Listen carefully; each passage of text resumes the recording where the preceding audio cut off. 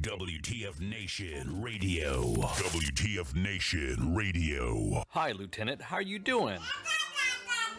Aw, did you find your land nav point, Lieutenant? Good job, Lieutenant. You get a Expert Action Badge. put on your uniform right, Expert Action Badge. show up to work on time, Expert Action Badge. qualify on your weapon, Expert Action Badge. Badge of Action. find your guide on. Expert Action Badge. That's right, just doing your noble warrior task and drills, you get a Expert Action Badge. Each item sold separately. Batteries not included. Objects in mirror are closer than they appear. If conditions persist, contact a physician. Individual results may vary. Keep out of the reach of children. Avoid prolonged exposure to direct sunlight. Keep in a cool, dark place. And Please enjoy the show. Shots. Shit in a bag, Pogue. Badge of Action. The voice of U.S. Army. WTF Moments. This is WTF Nation Radio. Action Badge. I am here determined to stop this future atrocity. WTF Nation Radio. WTF Nation Radio. Whoa, whoa, whoa, whoa, whoa. Do you ever have one of those moments where you think, how the hell did I get here? Jeez, what happened to me? I was ruling the galaxy, had a cherry new battle station. I mean, this place had an omelet bar, a straight-up omelet bar. And now look, my former intern's tossing me down a bottomless freaking pit. You know, come to think of it, my whole life has been a series of what the moments. That was my out. The voice of U.S. Army. WTF Moments. This is WTF Nation Radio. Freedom is the right of all sentient beings. I looked my woman in the eye sockets. I told her straight out. I just said it, man. I said it. I said, bitch, I'm the man of the house. You said bitch, though. You called your wife a bitch. Yeah. Let's roll.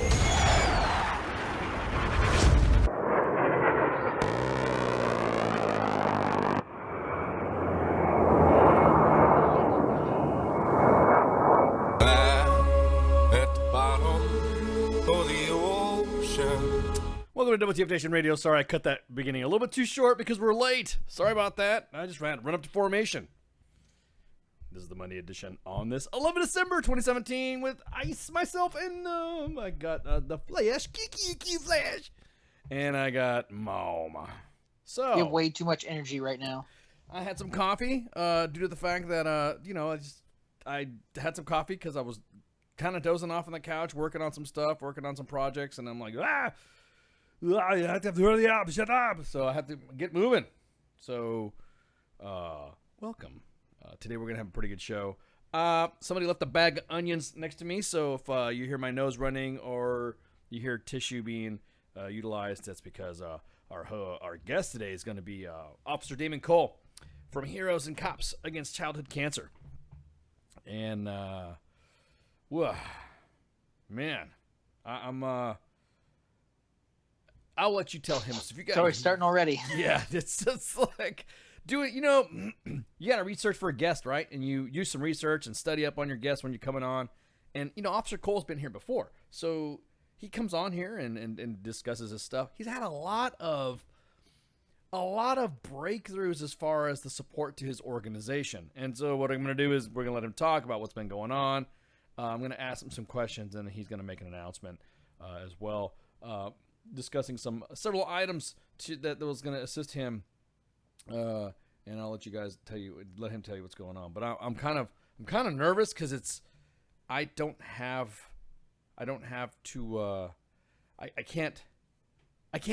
not do something like that. For what you guys don't know what he does is that Officer Damon Cole dresses up as superheroes and visits children in the cancer ward at local hospitals, or he travels the country too and visits terminally ill children or severely ill children and gives them a good day.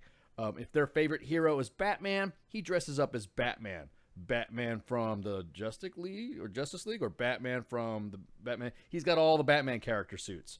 He doesn't just look like the character. I mean, he doesn't just dress up the characters like, oh, I'm wearing something I buy from Party City for Halloween. This man dresses up. He looked like He looked like the Batman out of the Dark Knight series. He He does. looked like a complete badass. He- And I know he that's does, going to make yeah. some kids' day right there. Yeah, he looks like the Batman that you saw on the video game Batman Arkham Asylum. He looks like that when he's in that suit. He also dresses up as Iron Man. He has an Iron Man suit. He dresses up as the I'll just let you guys see. But anyways, what he does, he visits these children, and he just lights them up. Some of the videos, like I said, man, I had bags of onions around me. I don't know, somebody left some bag of onions around me, and then somebody started peeling them around me. But oh man, I was Lord, I couldn't do that. Yeah, and these costumes are legit authentic. Some of them, and you'll see some of the other costumes we'll throw up in there, but he'll have an announcement too, and then I'll be able to provide that and show that up. But anyways, hey, so today we had freaking I guess we had an attempt, a Muhammad Buklau. We had a retard that prematurely exploded. Oh, Little fucker. He had a premature explosion. Talking about that in the office today at the WTF Nation Center, Functional Veteran Center of Excellence, we were discussing the type of jacket that this guy was wearing. Because for that type of jacket to contain an explosion, holy shit! I mean, I want that jacket. No, I mean, I want to. It also looked like a weak ass explosion, anyways. Like it looked like this guy had skipped chemistry a couple of times and was like, this will be good enough. This will do damage, and luckily that's not the case. The douchebag. Well, I mean, he definitely is a he is. How can I say this? He must have been like the starter pack or some shit. You know what I mean? He's that exchange student who just didn't understand. For those who don't understand what we're talking about, a man wearing a homemade pipe bomb. They say detonated in this article. From the video I saw, it looked like he didn't even know it was going to go down. Like he was just walking, all of a sudden it just went off, and he's like, shit. You ever see that video with that fat guy who's got all the firecrackers around him, and then they light it, and then he instantly regrets it? Yeah, exactly. That's exactly like he's on the ground, just like, well, you won't do that again, will you, dumbass? But he detonated they say he detonated. I'm doing air bunnies for that one. His explosive in a walkway at the Port Authority bus terminal near Times Square on today, injuring 5 people, including himself. Luckily, no life-threatening injuries. And this son of a bitch is going to go straight to Guantanamo Bay or something like that. But the authorities called the explosion terminal at the 42nd Street and 8th Avenue an attempted terrorist attack that appeared to be isolated. Police identified the suspect in custody as Ayakade Muhammad Buklau. Yeah, Muhammad Buklau. 27. Yeah. But they're saying he doesn't have, even though if you read Fox News, they're already like, he's got ISIS ties out the wazoo. He's got MySpace ISIS ties. But everyone else is saying that it's an isolated attack, and he's got some ISIS sympathies, but not ISIS-like ties. So there's Fox News for you, which we'll get into later. Fucking Fox News. Oh, yeah, Fox News. So I posted early because I'm up early, and I as soon as this happened, I posted it on the WTF Nation Facebook page, and the first guy was just like, "Oh, is there anyone injured?" And I was like, "Hey, reports is this is." The next guy goes, "Well, you need to check your facts. This is CNN." I'm like, "Oh, for fuck's sake!" So, and I shouldn't indulge it. I don't know why I did. I'm smarter than that, but I'm feeling a little under the weather, so maybe that's why. But then this waterhead is saying that that. Well, they've had to retract stories and they've had to fire people. And I'm like, yeah, that's what happens when people don't do their job. They're not like Fox that just gives them hey, we've had to retract 3 of your stories. Guess what? Here you get your own night show because we're going to push you up there. Do you have any sexual assault or harassment allegations? Fuck it, you'll be okay. Go up there. But when Fox News and then another person chimed in saying how like, oh, I've listened to everything, but Fox News is so much better than CNN. Look here. If you've been living under a rock for the last, 6, 7 months, 7 years, it goes like this. It used to be CNN, MSNBC on the right, or on the left, sorry. And then it was Fox on the right, and they used to. And then MSNBC went, we're going to go way left, and Fox News said we're going to go like almost alt-right, right, but just a little off. And CNN, weirdly enough, has gone more towards the middle, still a little left, but more towards the middle than anything else. If your only news source is Fox News, I pity you, stupid waterhead self, because that means you're only getting the same Alex Jones bullshit that everyone else is getting. Start diversifying. I'm not saying you have to listen to, I'm not saying fuck off Fox and only I love it watch when you... CNN or MSNBC or Politico. I love but it when you dude, get angry, man. If you're watching only Fox News and you're saying, well, they're fake news. Donald Trump has said if everyone else is fake news. He said New York Times, Washington Post, Politico, ABC News, NBC News. They all can't be that bad of journalists because journalists have certain standards. Oh, yeah, of and course. at least CNN fired the fucks that did the stories wrong. And I'm 100% behind them because you can't have those kind of journalists there. Fox and Rachel Maddow's got her own show and she's been like fucking up stories like for the last like 6 years now. Yeah, but that dude's And been then fucking Fox- squared away Fox sometimes. is- She go just ahead. gets stupid. You know what I mean? She gets stupid. She fucking she sometimes and I say, let me do the fucking knock on the wood. Sometimes she says some shit that is like, oh, really? But then that's when she goes off on her tangents and Yeah, like she says those statements, and I'm like, oh, well, that's new. And then she keeps talking, like, oh, there we go. yeah, or it'll just have it'll have some sort of how can I it's almost like a whiny, like eluding to. This is why I hate all news right now. Is they all allude to shit that's to nothing. If that makes any sense. We're gonna have a clickbait Yeah. title, and then the whole thing is gonna be like something like allegations against Donald Trump saying that he raped panda bears, and they're like, well, he had touched a panda bear a little too roughly or some shit like that.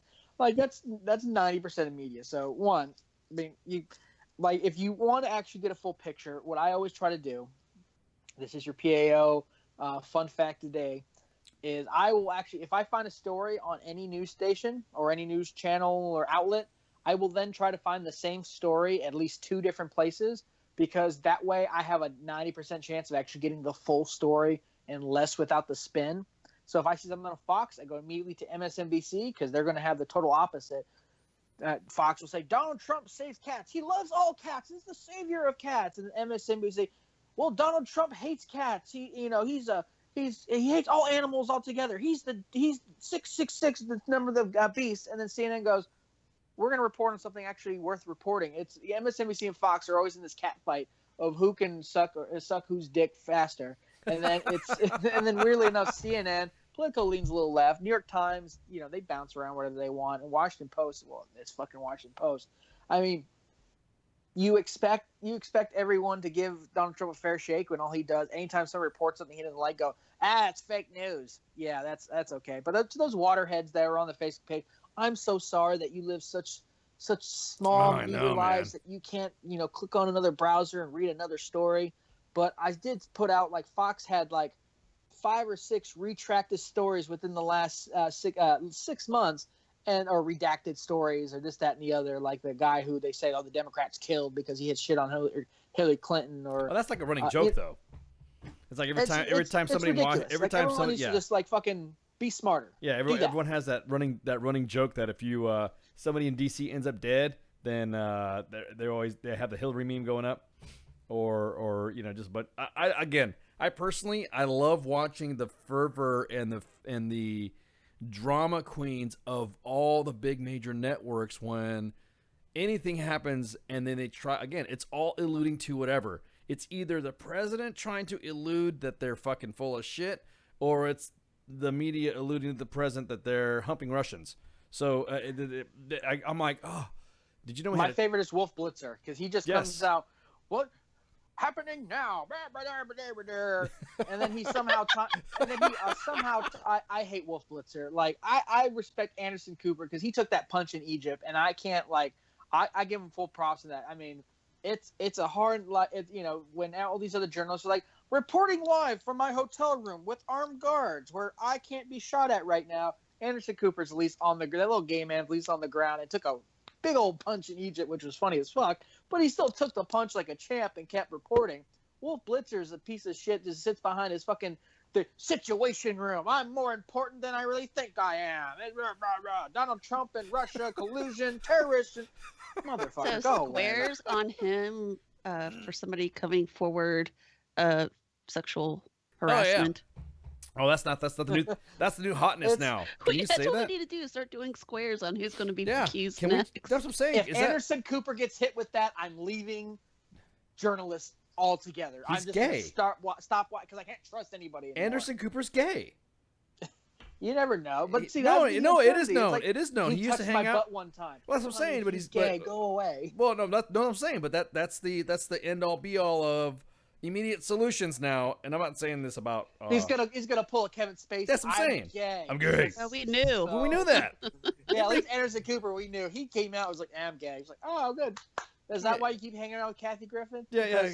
Well, she's a dude, right? Or isn't that a dude in drag? Well, I can't tell if she's a woman or she's just a man in drag. I can't tell with Kathy Griffin. But anyways, Wolf Blitzer he sits there and he's not as bad as he's almost as bad as Geraldo. It's just, and why is it with the mustaches and like the half grown, half shaved beard thing they got going on and gray hair in the situation room and bullshit? Holy crap! Because we're gonna bring you more angry flash on the shit we've already reported on 10 times in the last 5 minutes because God forbid we actually find any other information for you. Fucking media bucket. I really didn't mean to hijack the show. Damn! I'm sorry. I was. Damn! You were like. Up emotion about this. Man! And those two waterheads on the Facebook page. I was picturing. Like, I trust Fox News over CNN. Yeah, motherfucker, go. Shut up! Exactly. Oh, I don't trust all of them. Shut up right now. What makes me mad is the fact that they sit there. I had to take a drink, man, because what makes me mad is that I don't know. For some reason, I had to get that off my chest because I honestly think that if you just subscribe to one news outlet and that is your end all be all, then you are what's wrong with the election this year, and you're what's wrong with America, because that means you're only going to listen to the stuff that's catering to your specific ideology, and you're never going to be tested. That means you can never be actually engaged in a real debate because you cannot.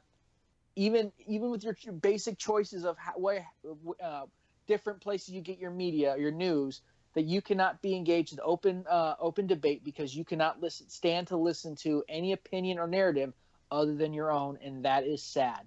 That's why even if I don't like MSNBC and I loathe Rachel Maddow and Chris Dodd, that pompous fat motherfucker, yeah. I'm sorry. I thought you were going to go after Candy Crawley, too. Son of a bitch. Let's go after them all. Let's go after them all. No matter, especially when he has like somebody across, like he's fucking crazy liberal, but he's got a Republican on. He comes off like he's like so condescending, like "Welcome to my show, you dumbass." And I still will listen, and I will still hear their point of view because it then helps me as a citizen, as an American. And as a journalist and public affairs folk, that I have to form a informed opinion. So anytime somebody says that they only listen to one outlet, or especially if it's only one is Fox, then I cannot take you seriously, and I will laugh and point at you until you cry and run away. If something happens to Flash and we don't hear from him for a few days, we know why. Aneurysm from Chris Dobbs. Aneurysm from Chris Dobbs.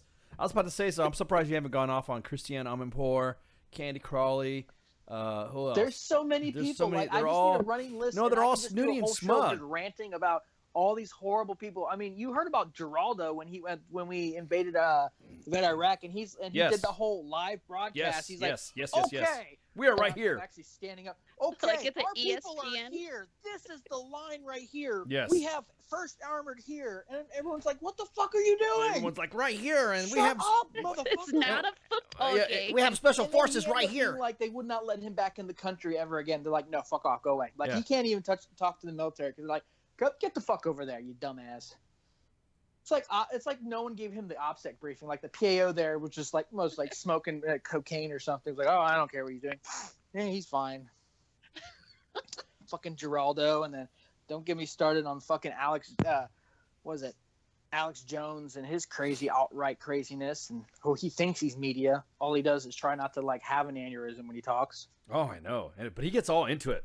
He really does. He like, really believes that. Yeah. Like I watched him one time, my computer started shaking. No, that's what I'm saying. He you have to put like the YouTube stabilizer when he's on because he really goes ape shit. He really goes ape shit over some. I mean, and when you think about it and you kind of go back to see what he's talking about, what his commentary is, it's not a big deal on some of the shit that he's reporting. I'm telling you right now, we have guys right now trying to infiltrate. And I'm thinking, dude, you're a freaking... We got gay frogs. Yeah, oh, shit, Alex. We have gay frogs really trying to infiltrate the deep state and trying... Oh, God, dude, stop. Just stop. You're right. Oh, see, now you got me all riled the fuck up. We're all going to get Good. Every single reporter. Embrace the dark. And then I had to adjust the color on my TV one time because I couldn't imagine how his face was getting so red. I thought it was something wrong with my TV. No, it's him just like he looks like Chris Farley doing an SNL skit, except he really means it. Yeah, exactly. Except he's really reacting like how Chris Farley was, minus sans drugs. Well, I don't know. He was able to, he was able to court Megyn Kelly pretty good. You know what I mean? He was happier than a pig and shit that Megyn Kelly was fucking seeing him and shit. You know what I mean? When she went to go visit his ranch. And she went out there and saw it. It just like. You almost give the guy a bit of legitimacy, but then again, well, I'm not saying that, maybe one day we'll get on air with Megyn Kelly and she'll talk to us and all people think the same thing. I do think she's still kind of foxy. I'm okay with that. We had this discussion. She's so much better now that she's off Fox News. Like, I can actually take her more seriously because, like, she's one of those people that I can tell every time she reads something when she was an anchor for Fox News, her eye would kind of twitch because she's like, what the fuck am I reading? Like, Bill O'Reilly had it at one point, but between cocaine and whiskey, he just stopped caring. So he just says whatever, and just like will go off on weird tangents. And sometimes Bill O'Reilly would actually be on point. Like Fox News really went downhill when they just let Sean Hannity run the shit. Like that's where it's just like Sean Hannity, fuck, bro. Like all the people at Fox News are like, well, we don't care about our program because we're all just trying not to get arrested for sexual assault. Yeah, nobody wants to. Allegations. So fuck off. Yeah, dude. And I'm telling you what, man, he drones and drones and drones. Sean Hannity's the guy that is at the formation that after the first sergeant, the commander had said something. He's the safety NCO that comes out and says, "Let me piggyback off that first sergeant." Bingo, exactly that. And you're like, dude, and won't shut. Oh my god. Oh, he just won't. Yeah. Yes, great crowd. The sand table, Gerardo, and the fucking sand table because he's a fucking retard. Oh. We had this discussion between Megyn Kelly and what's her name, Tommy Lauren, and who was the hottest. And I think Tommy Lauren is hotter until she opens her mouth. And then the shit that comes out of there, I'm just like, it's like Alex Jones in female blonde version. Like I look at her just like, for fuck's sake, who let her on TV? I understand she's got boobs, she's a woman, she's blonde, and she's pretty good looking. But other than that, there's nothing between her ears right going on. So Fox, it's like Fox News's Rachel Maddow. Yeah, well, I mean. And then they went, go away, and they kicked her off the Blaze and shit like that. I mean, how fucking stupid do you have to be to get kicked off the Blaze? Why did she get kicked off? For fuck's sake, and who even listens to the Blaze? That's almost the same fucking Alex Jones. Who is that? That's isn't that what's his name? Glenn Beck. Glenn Beck, yeah. I listen to it once in a while when he has like the shamans or people who, when he has people on his show that he's trying to make fun of or trying to like. Yes, indeed. Trying to like if the owl was on that show, he would try to sarcastically be, you know what I mean? He'd be sarcastic to the owl, and I don't think that's what would, you know what I mean? That's not always his shtick, but he I don't know. I don't even know why did she get fired from there? I don't know, but every time Glenn Beck fucking comes on, he's trying to tell us how Jesus is about to come because the world's about to end and shit. Right? And don't get me wrong. I am a Jesus follower Christian. That is my bread and butter. That is my. But then I have stupid people that I'm just like, fucking hey man, stop making us look bad. Fuck off. Right? Every time he's like, President Obama is now out of office. The world's about to come to an end. Shut up, Glenn Beck. Go away. Stock market's doing good. The world's coming to an end. Shut up, Glenn Beck. Go away. I mean, he was great before he went all. He was fine. I enjoyed watching him on Fox News until about 3 months before he left. And I think something switched. Like, I think he finally just went one flew over the cuckoo's nest on us. And then that's why Fox is like, go away. Which is pretty sad when Fox News goes bye, because the only way you can get kicked out of Fox News is sexual assault allegations and shit. I'm going to keep running with that fucking skit. I don't care. And then he did The Blaze, and then he's got all these people over at The Blaze, which is like one step away from being the Breitbart.com shit. But like Glenn Beck. Oh, fuck this guy. It's just like he takes like everything that is not a right-leaning thing and says, oh, Rachel Maddow has talked. The world's going to end. For fuck's sake.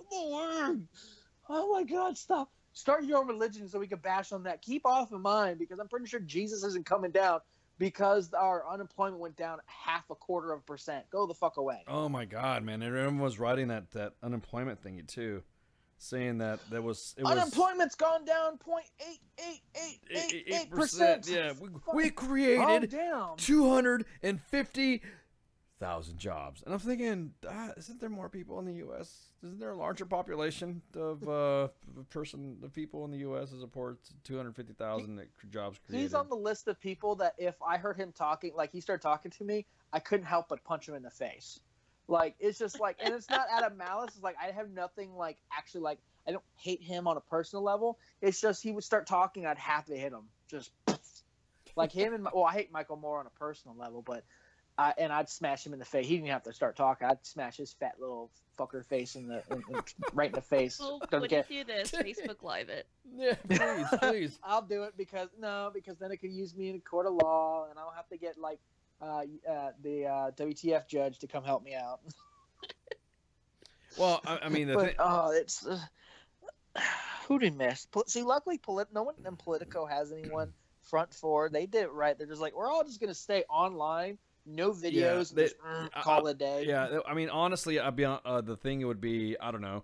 The other ones that I think are hilarious are the Duffel Blog. Those are the guys that have some, mad props out to them for their immediate satire. Anytime something comes up with somebody, or they make my life happy. Oh my God, dude, they get shared so much from me that some of the places where I've worked have actually it's almost like. You know how Facebook or your personal phone, your freaking your own what do they call that? Your personal device is recording everything you say. Sure as shit, there's some things that have happened to me in the military in the last 4 or 5 years that Duffel Blog seemed to have like either knew about it or they just like or I'm living Duffel Blog's life. You know what I mean? That whole Center of Excellency's qualification course to be the Center of Excellence. Oh my God, dude.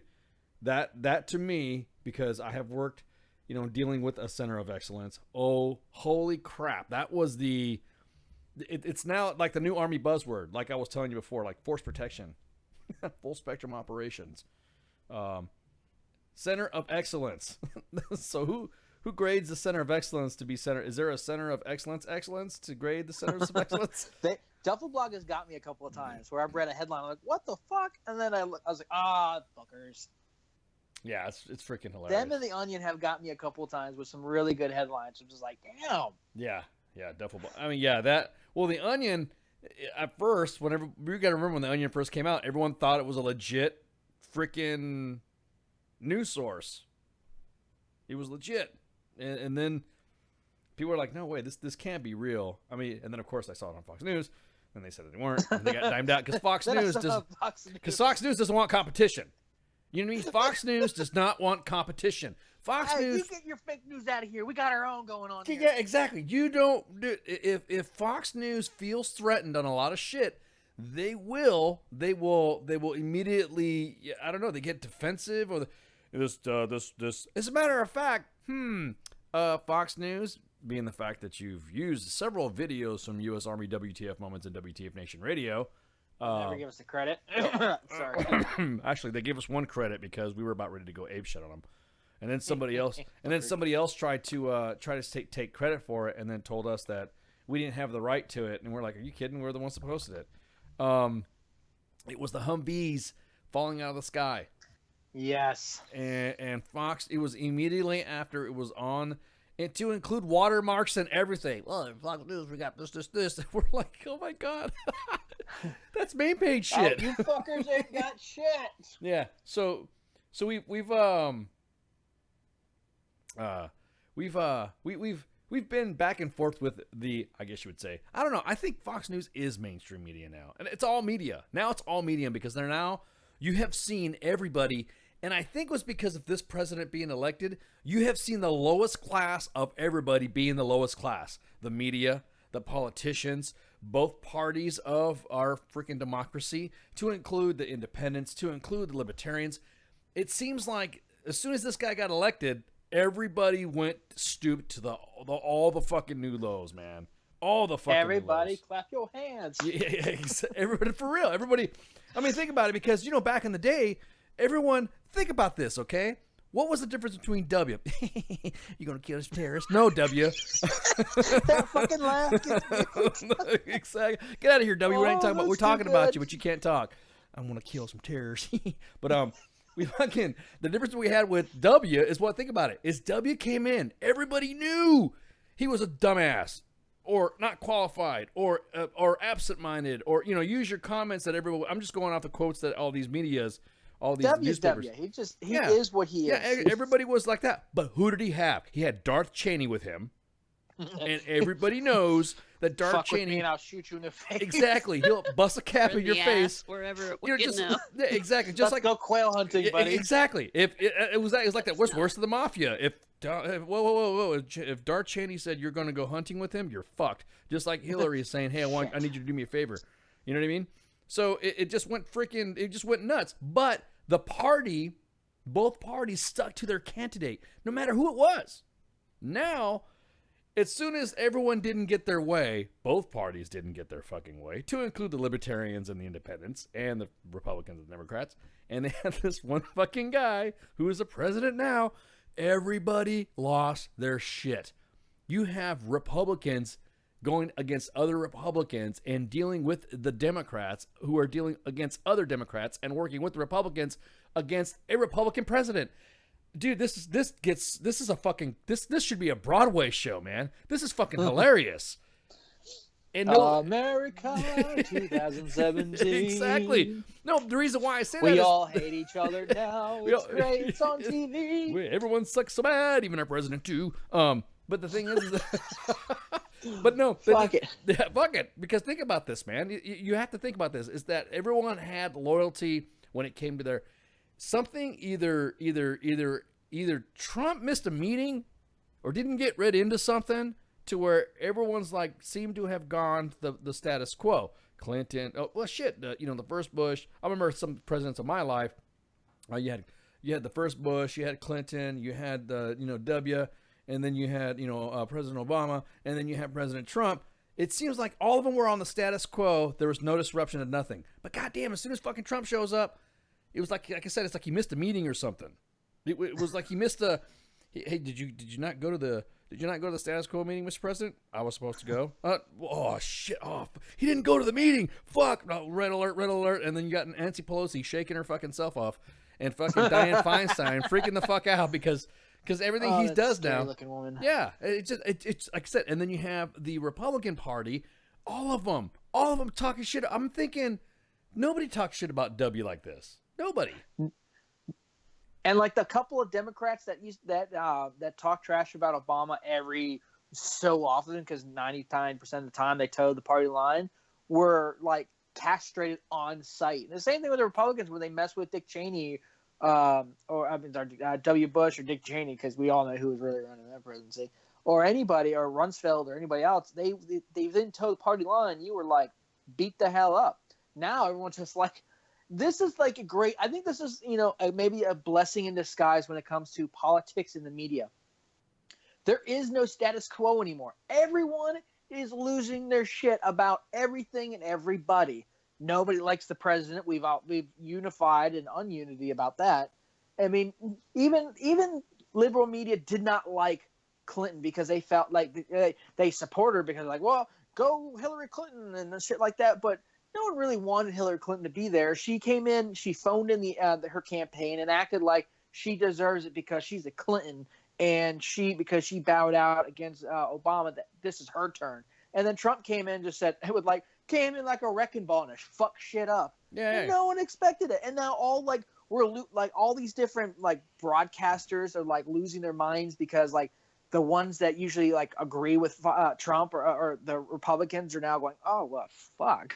I can't even report that with a straight face. Are you serious? Yeah, exactly. And then even the left side, they're like, well, they get more ammo against the right, but then like they have their like Chuck Schumer or fucking Nancy Pelosi or Al Franken. Oh, watching the coverage on MSNBC and CNN about Al Franken was like Christmas for me because they had to eat their words.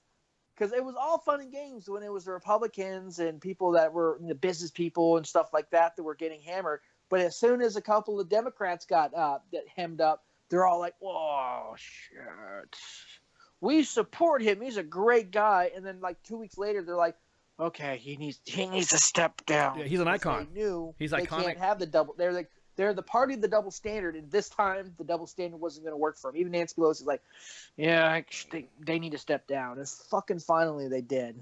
Yeah, exactly. And again, the biggest thing that I was blown away is just a lack of support. Now, like I said, it's like he's like the kid that went over and kicked the fucking ant colony, and now they're all frazzled and fucking dazed and shit, trying to rebuild the anthill, and they're all like running around, and then you can tell which ones. Again, it serves no purpose now. The one thing that we've realized throughout this whole process is that the Congress does not fucking work and they take too much fucking time off. If the military, and that's what makes me mad about when they say, we gotta have somebody accountable. If the military ran like Congress, sort of kind of does a little bit sometimes, then guess what? It would fail. Bad. I mean, these guys here, Scott Walker. They're always going on some kind of fucking break. It's like, hey, we worked for 4 days. Now we're going on a 3-month vacation. But motherfuckers, what do y'all do? Then they're like, hey, we're going to crunch time these couple of weeks and get this bill passed. I'm like, what were you fuckers doing for the last part of the year, you jackasses? We're going to sit down and pass this budget. Whoa, wait a minute. I thought we were about ready to have a... Okay, here's the thing, too, is that they're going back and forth and holding our country hostage because they don't like the president. Look, whether you like him or not, if the president's trying to pass a budget or he's trying to pass something from the military, do not say we will not sign this bill because you won't talk about DACA, which DACA was never a law; it was a fucking executive order. So to go back and say, "Oh, so this guy," well, and then he said, "Well, I'm not going to work on this shit. Y'all are Congress. Y'all write the fucking laws. Y'all do it." This is what the president's saying. So now they're like, they get pissed off when he calls them up. He calls them out on it. They give him that South Park 4-ass monkey sound. And here we have our 4-ass Congress. I found something that it makes me very happy. I found the top 10 worst news show anchors. Oh, please send it. And it is a nice list that I think I've covered a couple of them. I'll start at number 1. I don't believe he's on CNN anymore, but when CNN had the bright idea to have Al Sharpton on the on their airwaves, tell you what, nothing like race baiting, creating racial tension, and just flatly just being a racist yourself. Then what do you need to fill that gap? Fucking Al Sharpton. Oh, sorry, the Reverend Al Sharpton. If that man's a reverend, then I'm fucking operator. That's. I was going to say you're Jesus Christ, but all right. That's fucking ridiculous. But I'm so glad. I believe they fired his ass, and like he was on there way too fucking long. Like every time. Okay, number 2, Bill O'Reilly. We've already kind of talked about him. He's loud. Sometimes he had some funny things to say, but 90% of the time, people just want to throw rocks at him. Number 3, Rachel Maddow. We've talked about her. My favorite thing is they're like she only reports on news stories that Fox News covers. And then she doesn't even report on the news that's happening. She spends her entire time mocking, slandering Fox News. Well, I think that somebody's on Fox News' dick a little bit much, but they got essentially the right, she does do that. She's not a news person. She's a commentator, and she's an annoying one at that. Number 4, I didn't get a chance to mention him. Keith Olbermann. Oh my God, him and those fucking dark glasses that he doesn't fucking need ever. I forgot and about now him. he's starting to do more sports shit. Like, oh, go away, you fucking idiot. Ed Schultz. I really. Who's that? I never heard of this fucker. I don't know who Ed Schultz is. Maybe he's old. Maybe he's your time. But here's one. Number 6, Chris Matthews. He's kind of like Lou Dobbs. He's big, pretentious, pompous, and you just want to throw shit at him. Constantly drops guests when they don't say whatever planned narrative he has made up, and that is true. I've actually seen, because when I was in Germany and all I could watch is AFN because I was poor and didn't want to actually go out, so I would go to the what do you call it, the USO, and watch the news on fucking AFN. And Chris Matthews would drop, if you aren't on his page, or even if you said something right before the interview, he drops you like a ton of bricks. Fuck that guy. Number 7, Cenk Uygur. Don't know who the fuck that is. Lawrence O'Donnell. Who's that? And is then that Rosie O'Donnell's little brother or something?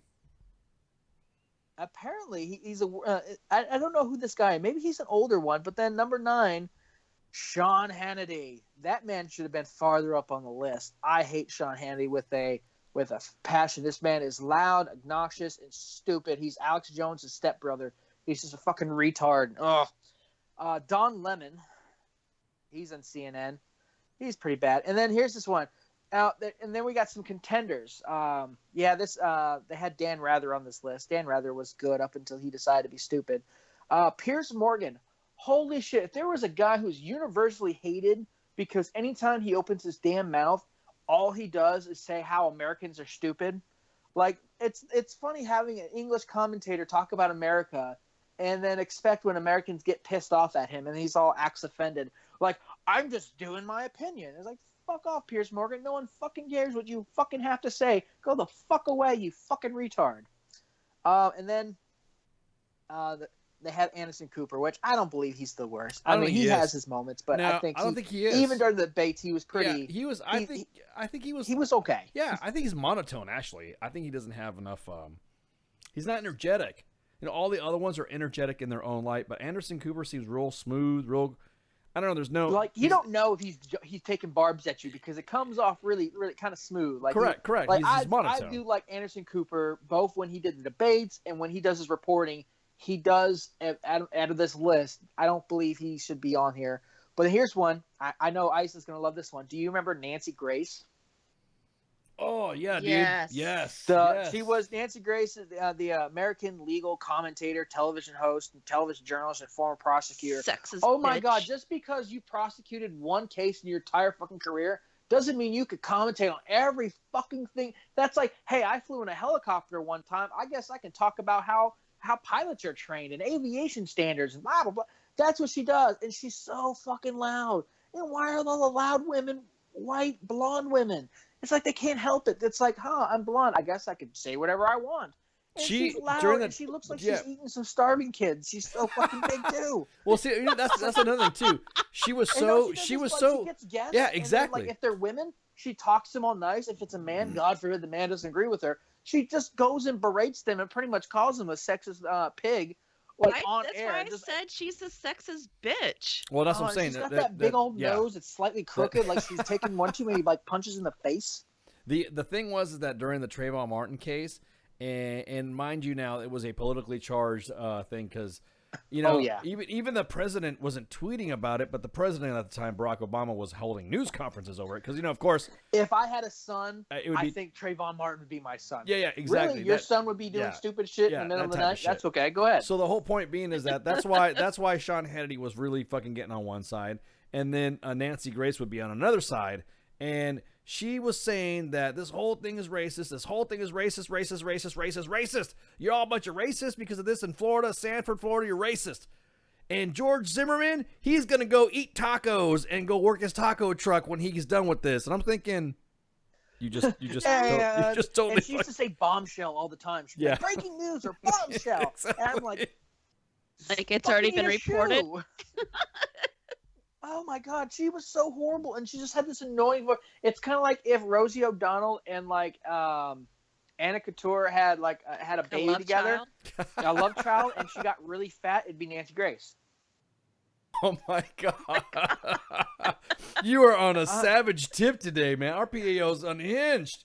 Let's see, they have Katie Couric on here. I don't think Katie Couric should be on the worst list. I think she's fine. Nah, she's Alex good. What Jones about is Bill only. Maher? Bill Maher's not a journalist. He's not a journalist. Does he really count as news? No, he's not. He's a comedian. He's an entertainer. Yeah, he's an entertainer. What's funny is recently he's actually been like hitting the left on shit because he's been like, well, they've got a point over there, and I don't know. Bill Maher's is fucking. He is what he is. He's an entertainer. He is an entertainer who leans left. That's fine. It's just like having Ron White who leans right. Mm-hmm. You know what you're going to get, but you're not going to them for. I don't watch Bill Maher real time with Bill Maher for news. No, I don't. I do that if I want to get like drunk and just laugh and at just the hear, TV. and just see him troll. Yeah, that people use a Comedy Central. What is it? Trevor Noah. The Daily Show. The Daily Show. Daily Yeah, Show with Trevor to get Noah. their news. Yeah, exactly. Well, I Trevor Noah. I used to get my new in high school.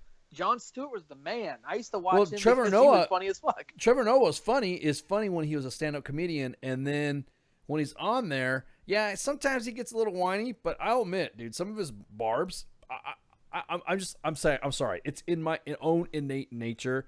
I like seeing shit burn. So when there's something happening or there's friction happening, I want it to happen. I love seeing that shit going off because I do like Trevor Noah just does poke the bear. Exactly. And he does bring on the. I mean, I will give. It's weird because you wouldn't think that Comedy Central would be a great place for news commentary, but he takes those bars, but then he also brings that sense of humor where I'm like, I'm not trying to slip my wrist because the world's in chaos and shit. So it's kind of a dual thing. Like we know he leans left. It's fine. And he's center left because he does take barbs at everybody, which is awesome. But then he brings on those guests that he want. Like he brought on Tommy Lauren or whatever that crazy blonde bitch's name is.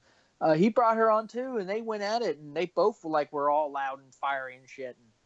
And, I appreciate when somebody does that. They bring on the opposite voice because that's how talks happen and shit. Everything stated on WTF Nation Radio Alex is to be fucking considered the Jones. opinion of the person that stated it, and not an official representation of WTF Nation Radio or U.S. Army WTF Moments. Price does not include tax, title, or... I'm sorry, I had to throw the Fred fucking disclaimer. I had to bust out a Fred disclaimer, man. So if New York Times, Washington Post, MSNBC, CNN, Fox News, ABC News, or any of the people I have bitched at already Yeah, exactly. have a problem, it is a flash. These are flash comments and opinions. No opinions of anyone else. No WTF Nation opinions. Just the Flash, because fuck all of you guys. Oh, Wolf Blitzer's only 27 on this list. Fuck off.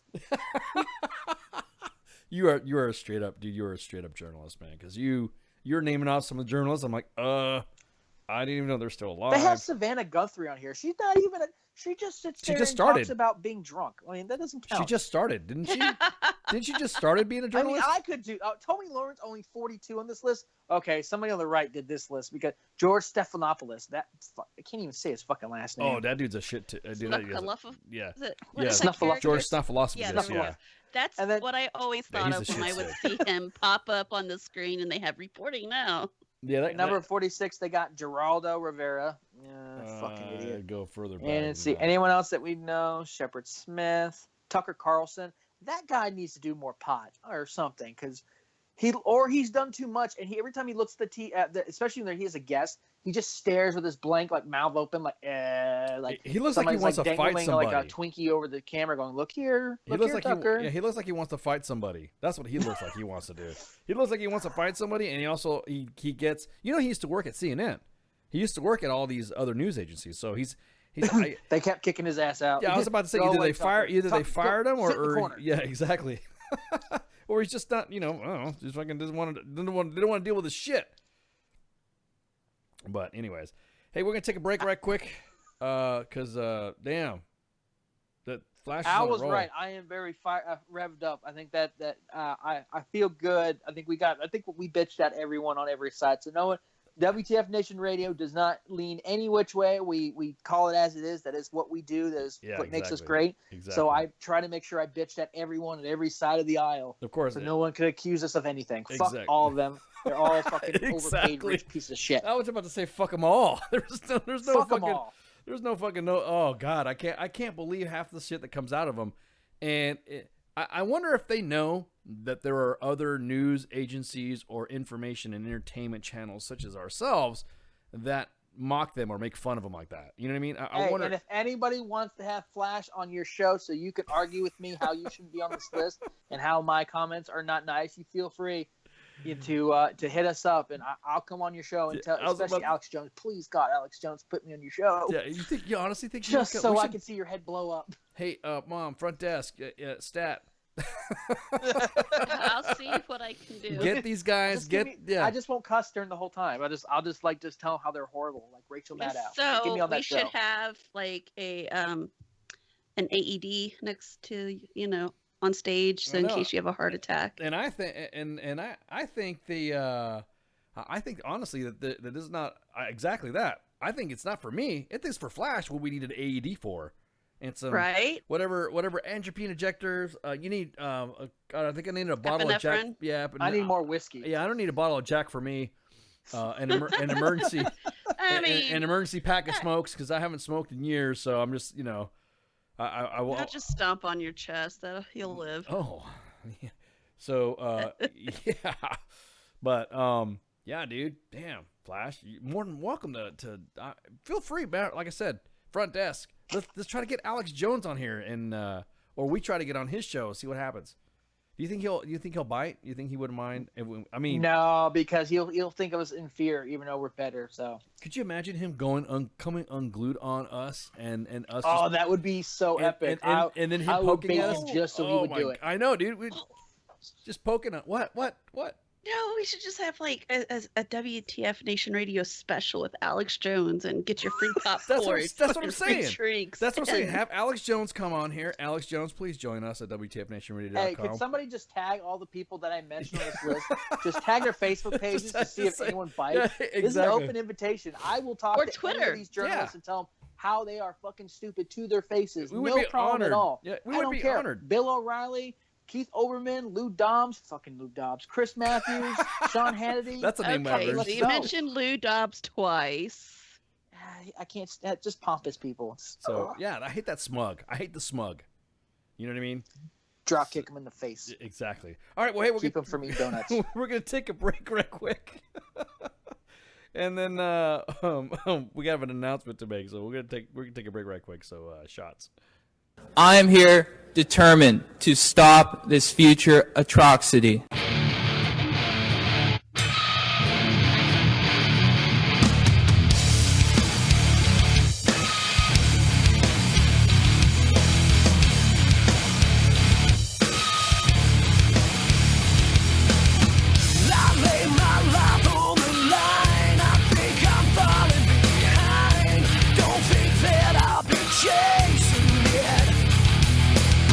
You say I walk on the truth.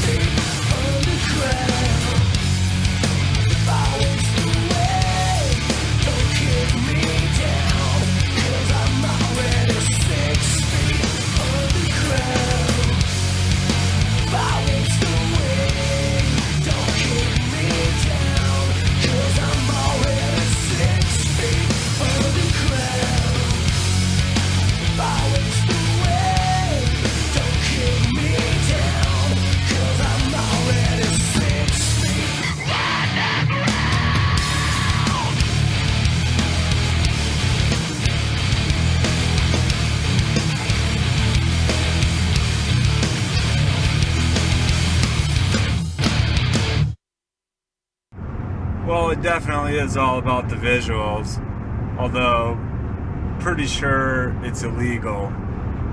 This station is now the ultimate power in the universe. I suggest we use it. The voice of U.S. Army, WTF Moments. This is WTF Nation Radio. I find your lack of faith disturbing. Everything stated on WTF Nation Radio is to be considered the opinion of the person that stated it, and not an official representation of WTF Nation Radio or U.S. Army WTF Moments. Price does not include tax, title, or license. Some assembly required. Each item sold separately. Batteries not included. Objects in mirror are closer than they appear. If conditions persist, contact a physician. Individual results may vary. Keep out of the reach of children. Avoid prolonged exposure to direct sunlight. Keep in a cool, dark place. And please enjoy the show. Shots. And we're back. I got bad news, guys. We received word from Officer Cole, and he says, "I'm so sorry, I got stuck in a robbery arrest."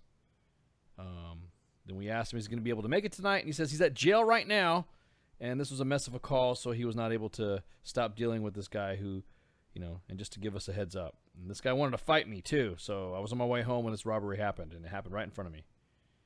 And he's like, "I'm so sorry, this is beyond my control, but I had to arrest this asshole."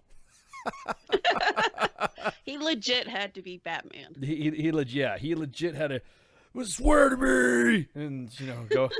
You go right ahead, Officer Cole. We still got the shade. We got the calendar ready to go for you, man. So that's kind of a bummer, but still go check out his videos, Damon Cole, and then go to Heroes and Cops Against Childhood Cancer, and you'll be able to check out some of the things that he's doing for kids who are suffering terminal diseases or severe diseases. That all he wants to do is just ensure that he gives them kids, that one day that they can smile and kind of look at shit in the face and say, screw you. He has a little motto that he likes to say, and some of the things he always says this when he talks. But he has a motto that I'm trying to pull it up right here. Gosh, and of course, every time I try to pull something up, today's just been bad for my systems. Did you try turning it off and then turning it back on? Oh yeah. Let me just. No, okay. Let me do that right now, because dear. It was a cute little quote. If you guys don't know, I'll throw a graphic up, but just real quick, he got new costumes. He's got oh man, I'm not gonna do it. I'm not gonna spoil it. Not gonna spoil it. Nope. Not gonna spoil it. So, anyways, check him out, Damon Cole, and then go check out Heroes and Cops Against Childhood Cancer. So normally we'd have a show, we'd have an interview right now, but he's out. I'm Batman. He's out there doing it. He's out there killing it. Get it. I mean, the only person that is the dick in this whole situation is the asshole that he had to arrest. Yeah, exactly. Throw a couple hits in there for us, too. I'm pretty sure he did. Because he was super excited about coming on. Like, he loved your video. He loved your graphics. Oh, cool. Yeah. He was super excited, and then this happens. It never fails. And I guess when you're in that line of work, obviously the military, the green weenie gets you a lot. But when you're a first responder, it never failed when you had something to do, like pretty much right after your fucking shift. And as you're getting ready to walk out the door, you're on your way home or whatever, and you get called back to work. And a lot of people don't realize that. Yeah, it's not like, we can't. I'm glad he's okay. I'm glad he's doing his, he's got to go. That he's made it home. Yeah, he's gonna make it home. Yeah, he's gonna make it home. He's got to do what he's got to do, and you can't, can't fault him for that. Be very selfish for us to say no, Batman. So no. You cannot save Gotham at all. Yeah, exactly. But anywho, wow, kind of threw me off a little bit, and I was about ready to talk about some other stuff, but I guess we're just gonna have to talk about main page stuff a little bit. I thought you meant to throw you off was Flash in his rant. Oh my God, he was he was on a roll, man. Was great. He was on a roll. He would not. I was like, yeah. Listen to the recording. Right. When you hear the podcast, all you can hear is you going, yeah, and then blah blah blah, and then me going, yeah, W. You know, that's all.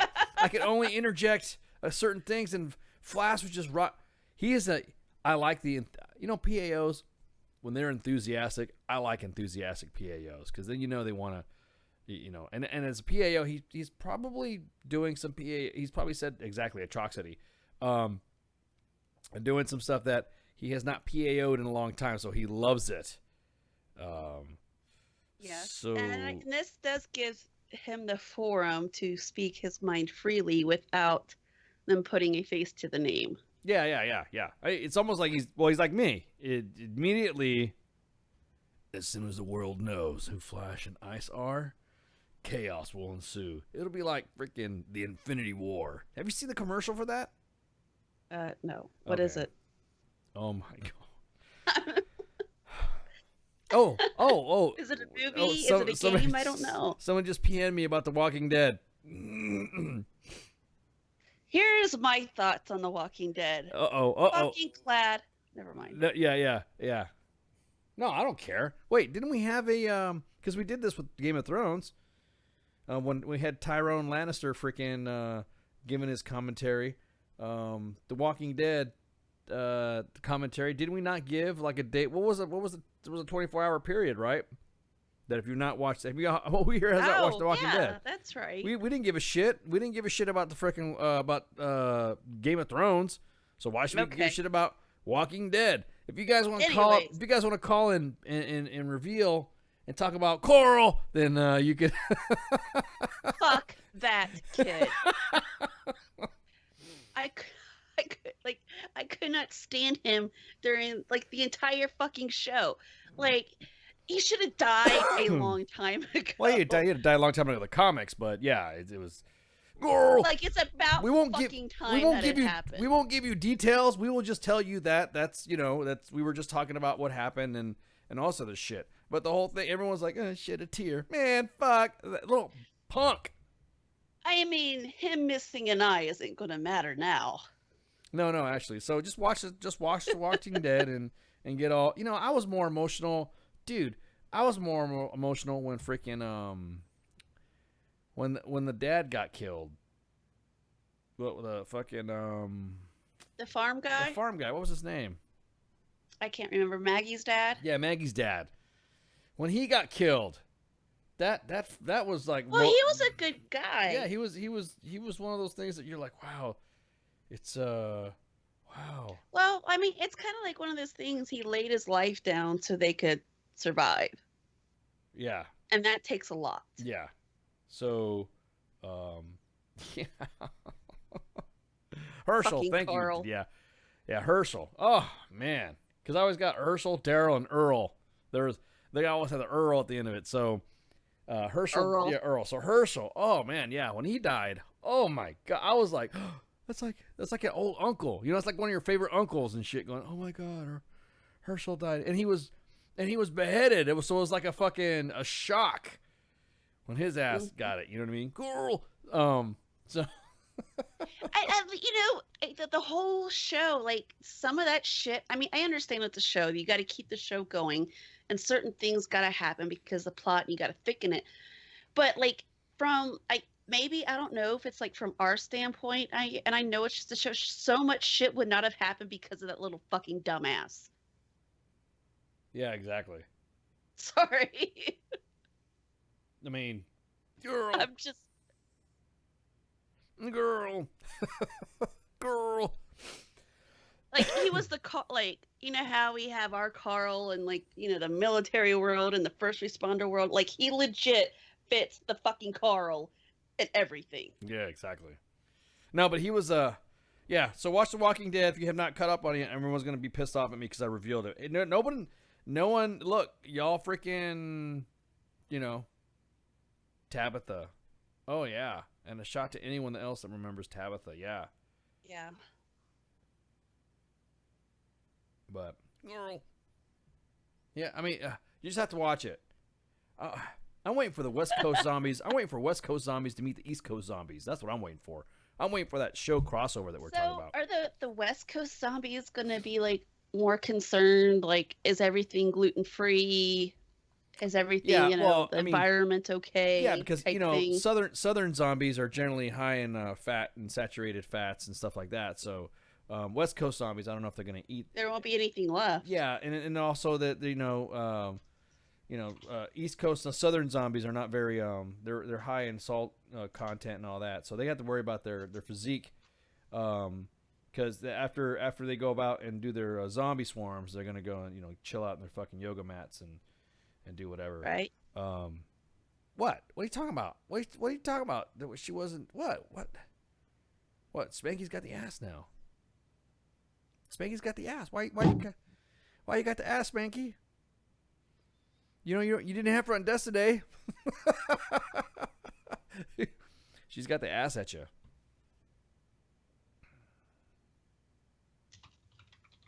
You listening?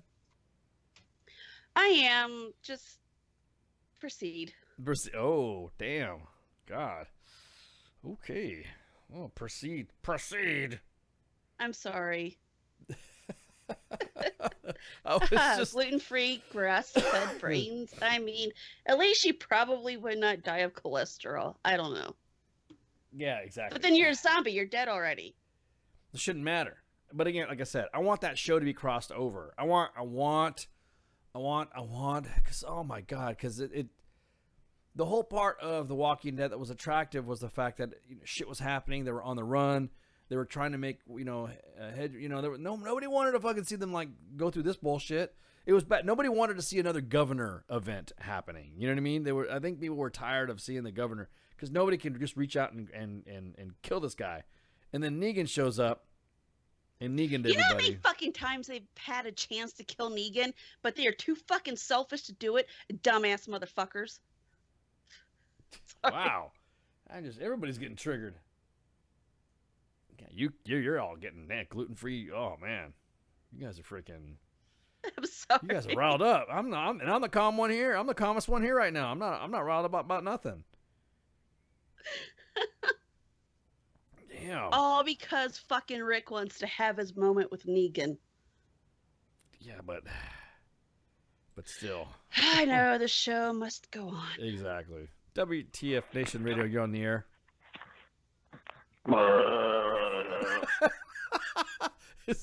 Sounds like is this a zombie?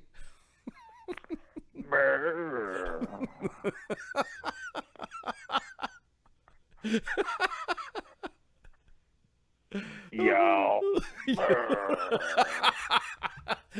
It's what appears like we're being infiltrated by a southern zombie, but luckily for us, they're calling in and not in studio.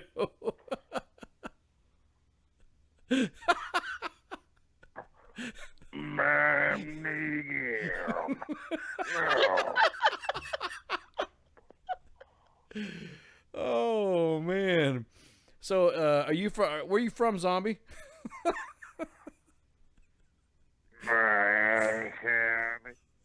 What? Oh my god! I think he's trying to say he's from the South. So, a southern zombie. Southern zombie. How, compared to the West Coast zombies, who's better? Oh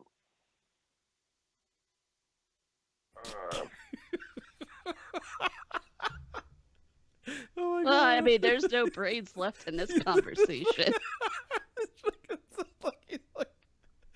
Oh man. Oh my god. All right, southern zombie. We'll wait for West Coast zombies to call. Oh man. Later.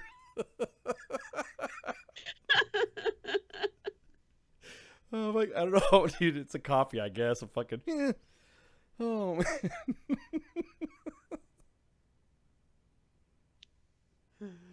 Can you breathe? Man. Oh my god. Breathe in through your nose and out through your mouth. Oh my god, dude. That was great. Oh man. Oh, thank you, Southern Zombie, for clarifying that for us. So, what do we, do now? We've been trolled by a zombie. Yeah, I don't know. I think we've hit our low. Kyle says that we sound like the young Frankenstein's monster. Oh, man. Southern zombie lives matter. Well, thank you, Al. I do need a laugh, man. So I haven't had a good laugh in a while. Oh, man, because we were going to have a good cry if Officer Cole would oh, God, if he would have came on, I'd have been bawling. I'd have been bawling like a... Because you can't say bawling like a woman anymore because Weinstein and shit. Now everything you can't say is because equated to... Whatever. You could say it. Okay, yeah, I would have been crying like a bitch. Yeah. So... There you go. I'm like... Oh, so he's right. So, yeah, man. Again, I'm partial. I mean, like I said, like exactly right. Cause it's just a show. If people get all upset, then watch the damn show. Don't get mad at me and say, well, you spoiled it. Well, don't Oh, speaking of spoiling, I know it's gonna happen in a couple of days. In a couple of days. That new Star Wars movie's coming out. I'm telling you what. I'm gonna laugh. How many days can we do for the Star Wars spoilers? I don't know. I'm seeing it Thursday night. You gonna see it Thursday night? Yes. Okay. So I wonder. Somehow we worked out some deal with the local theater to be able to, I guess, a premiere with the hubby's unit to see it. Okay. I'm just curious because I know people get pretty upset when you spoil more violent almost when you spoil Star Wars as opposed to spoiling The Walking Dead. I mean, really, The Walking Dead. I mean, they can just get the fuck over it. Yeah, because it was no big deal. It was one of those things. Hey, look, if you had the same passion for watching Game of Thrones, and then watch The Walking Dead with the same passion, because we ruined it the next day, anyways. So it doesn't matter. It's just The Walking Dead we're gonna ruin. So I would say, since Star Wars releases it's supposed to release everywhere on Friday, correct? I guess, yeah. I'd say Monday is perfectly enough time to talk about Star Wars. Monday would be a good time to talk about Star Wars, yeah. Because by then I would have seen it 15 times, and there you go, win-win. Yeah, Baby Ice would have seen it already a few times as well, because I take him to the theaters. He is not like he's not your average baby. He loves loud explosions. He'll sit there? He'll sit there and watch. He'll watch every minute of it. He watched The Force Awakens and was laughing his ass off when Kylo Ren killed Han Solo. Like, literally was laughing. Because he likes slapstick. So anything that has to do with people falling, running into walls or something like that. Like that Chinese dude that freaking filmed himself doing some parkour crap. And the next thing you know, he freaking... he slipped. Did you hear about that? That Chinese dude? Oh, Rook, I'm going to jump a building to building. Oh, yes. Holy I shit. sent that one into the newsroom. Yeah. Holy crap. And he freaking... Like, Darwin Award winner? Yeah, dude. Hey, he lived his life the way he wanted to live. Okay. Dude. Apparently, I get 3 demerits for volunteering to miss Sergeant's time. Sorry. Oh, for missing Sergeant's time. Well, Sergeant's time is... It's covered. I covered my shift. Don't worry. It's going to be covered on Sergeant's time because Sergeant's time is going to be a big guest too. So, yeah. Oh my God, the pressure's on. See, I had a bag of onions. My hands were sweating. I'm like, oh my God, this is going to suck. And then all of a sudden, here you go, Ice. Here's your show.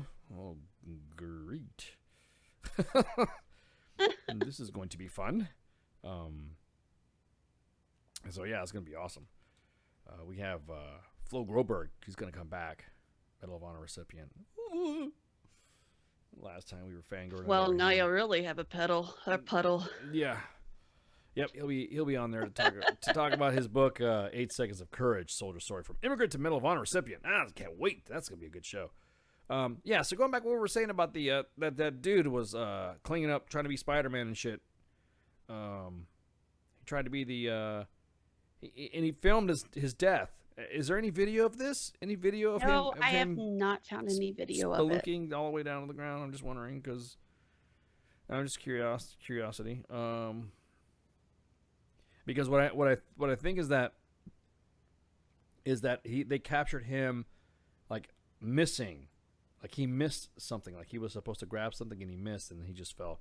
I can't even imagine. They said he was in a pretty high skyscraper somewhere in China and and then he fell. Oh, I'm lost his grip. pretty imagining that there was nothing left by the time he hit the ground. Oh, that had to have hurt. Ouch. Unless, I mean, he might have had a heart attack before he fell. I mean, we all know that's the sudden stop that kills you. But sometimes from falling that high, like people legit have a heart attack before, they hit down. You know what I mean? No way, dude. Anyways. No way, no, because I've hit the ground before. About 1,000 Well, I know. feet, I'm but... just saying some people do. Oh, gotcha. Not everyone. Some.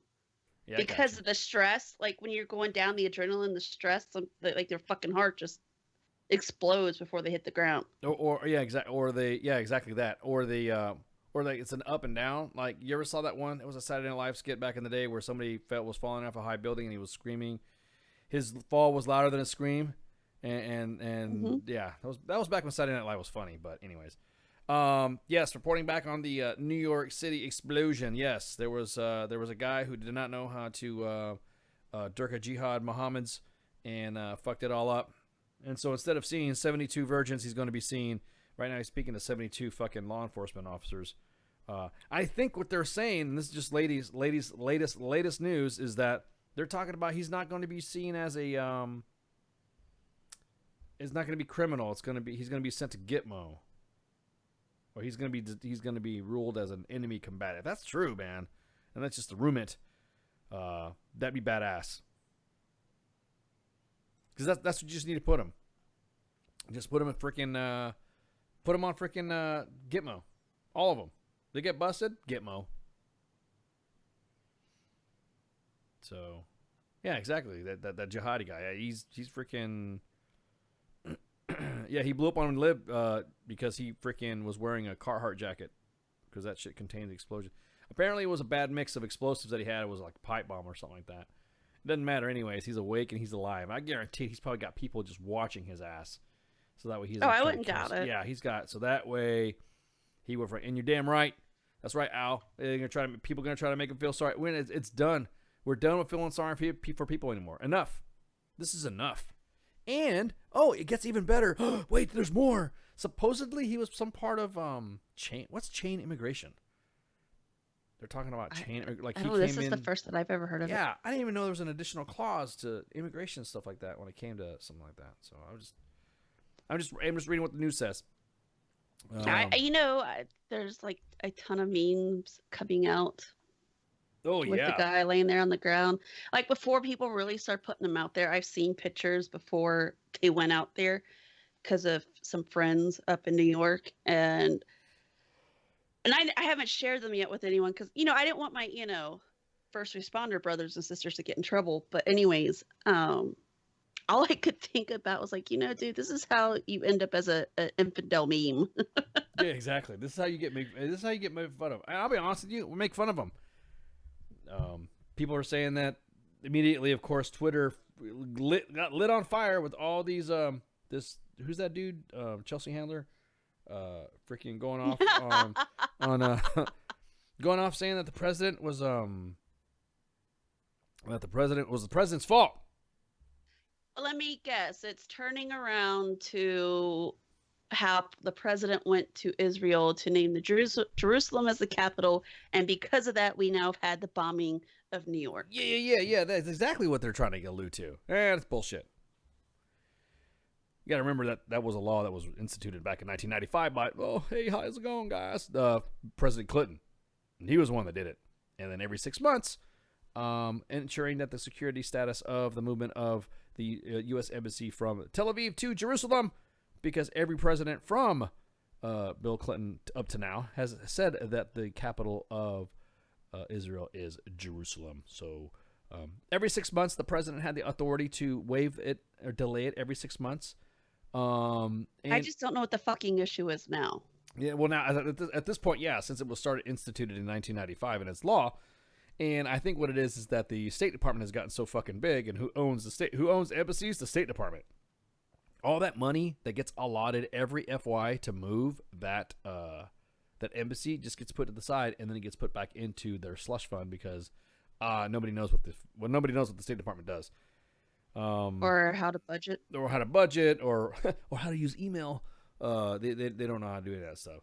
I honestly think that now it's glad. Hey, that's. And I think what I saw is I think the president is now seeing things that has been sitting out there, kind of like out there flapping, and he's like going over laws or something like that, and he's like, "Hey, Mr. President, blah blah blah." He also said that was also his campaign promise too. Everybody who's been elected, and that's why we were going back saying before about both sides of the political sides of Congress. They've all promised a lot of shit. And one of them was moving the Capitol, moving the U.S. Embassy, which I'll be honest with you, it's moving. You're just moving a building. Right. The Palestinians have been, encroaching in places and stuff all the time. Hey, it's time. It's time. This is done. It's apparent that these guys don't want peace. So let the Israelis know that, hey, we're here to back you up. You're your allies, and that's it. That's it. Easy peasy. Should not. What's astonishing is everyone is upset how Israel, like our only fucking ally pretty much in that region, we're just moving, like you said, one building, and everybody's in this uproar that, everyone else in that region, they don't want to be our ally. They want us dead just like Israel, but they're taking their side. Like, really? Like, fucking really? Come on. Sorry. Wow. Yeah, fired up people today. I love it. Again, it's not a big deal, like you just said. We're moving a building from one area, and it's our embassy. Shut up. It's gonna be a PCS fucking move. That's it. Yeah, no, that's what I'm saying. It's gonna be a PCS move, but that's what everyone.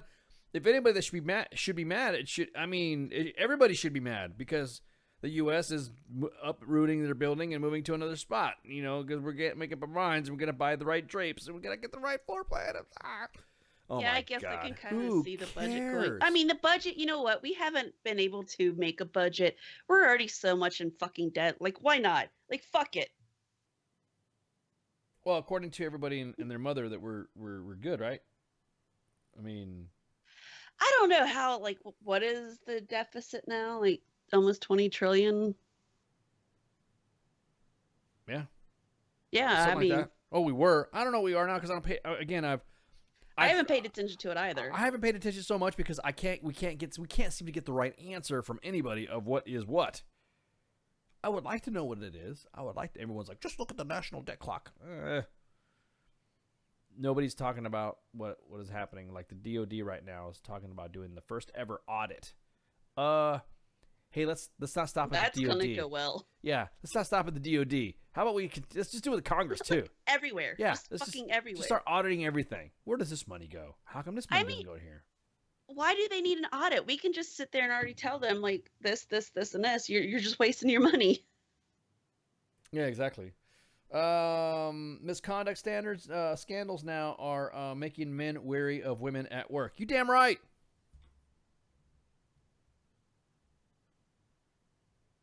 There's a report right now that says that some men and women worry about the same climate that's emboldening women to speak about sexual misconduct. It could backfire by making some men wary of female colleagues. Well, no shit. What can be misconstrued as sexual harassment? I'm not saying sexual assault. Just talking about sexual harassment.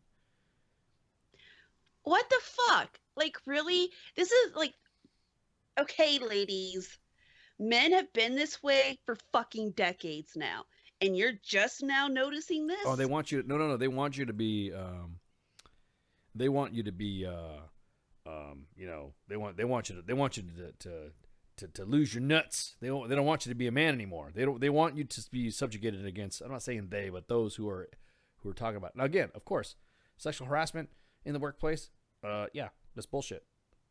Could like I said, and what blows me away is that I'm gonna admit this, but the Army's actually got it pretty good when it comes to sexual. When I say by pretty good, as far as the restrictive, informal, formal type of investigations that happen in the Army, they now place restrictions on that shit. You just can't wait 10, 15 fucking years and then say, ICE, when ICE was my platoon sergeant or my team sergeant or my squad leader,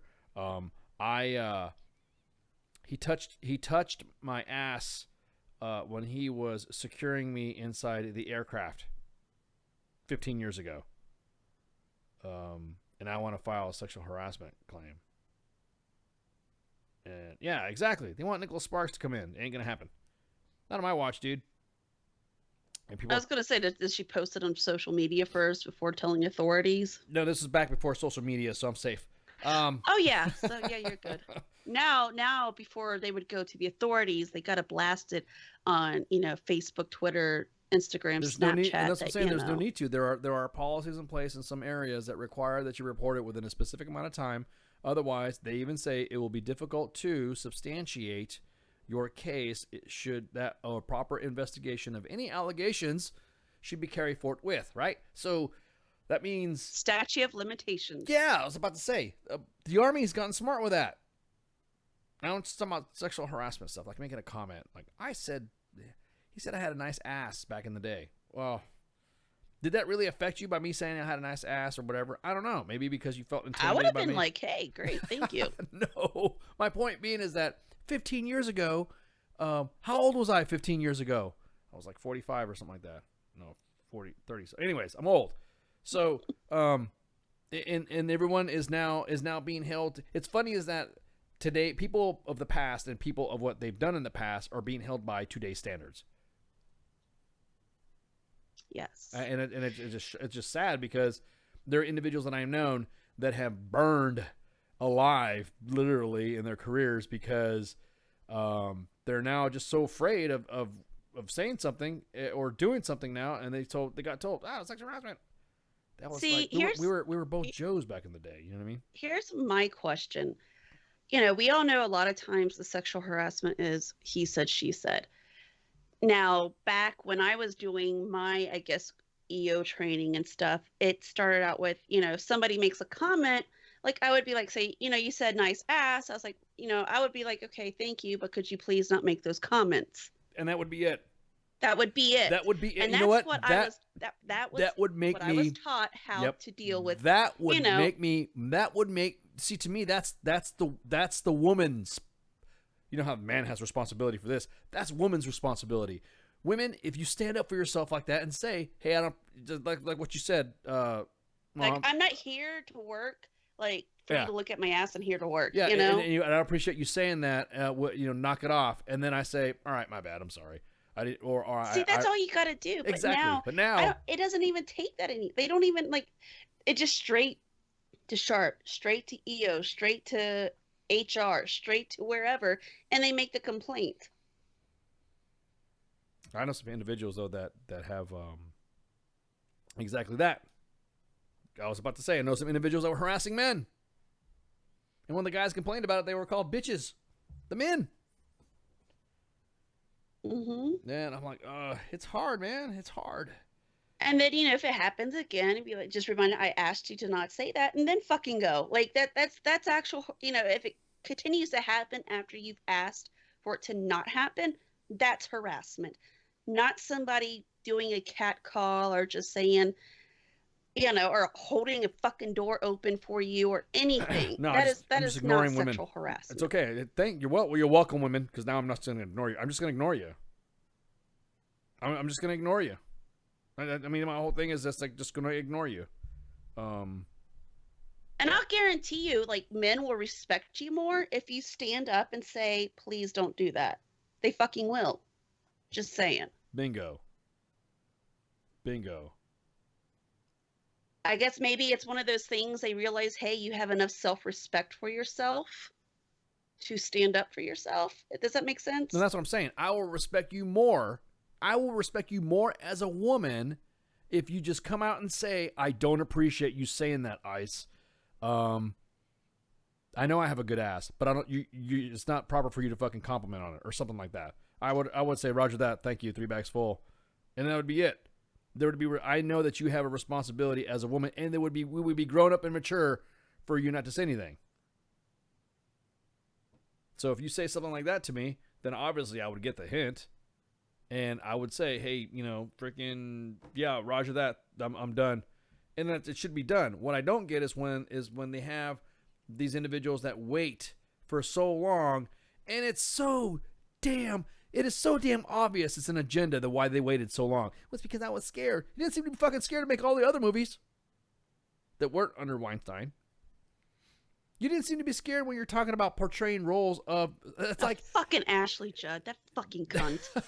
Wow, God, I'm just triggering everybody today.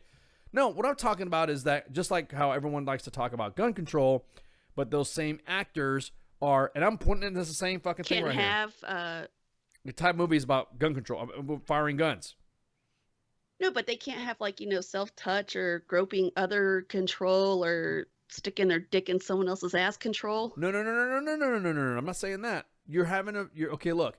If you are against guns and you say guns are bad and you're saying that people should have more gun control, blah, blah, blah, blah, blah, and you are in a movie that for like the first, I don't know, actually the whole movie, like Matt Damon. Do your thing. Matt Damon. And you have your whole movie is centered around guns and shooting and all this other crap. I equate You're making millions. And you're making millions about it. I say the same thing about sexual harassment.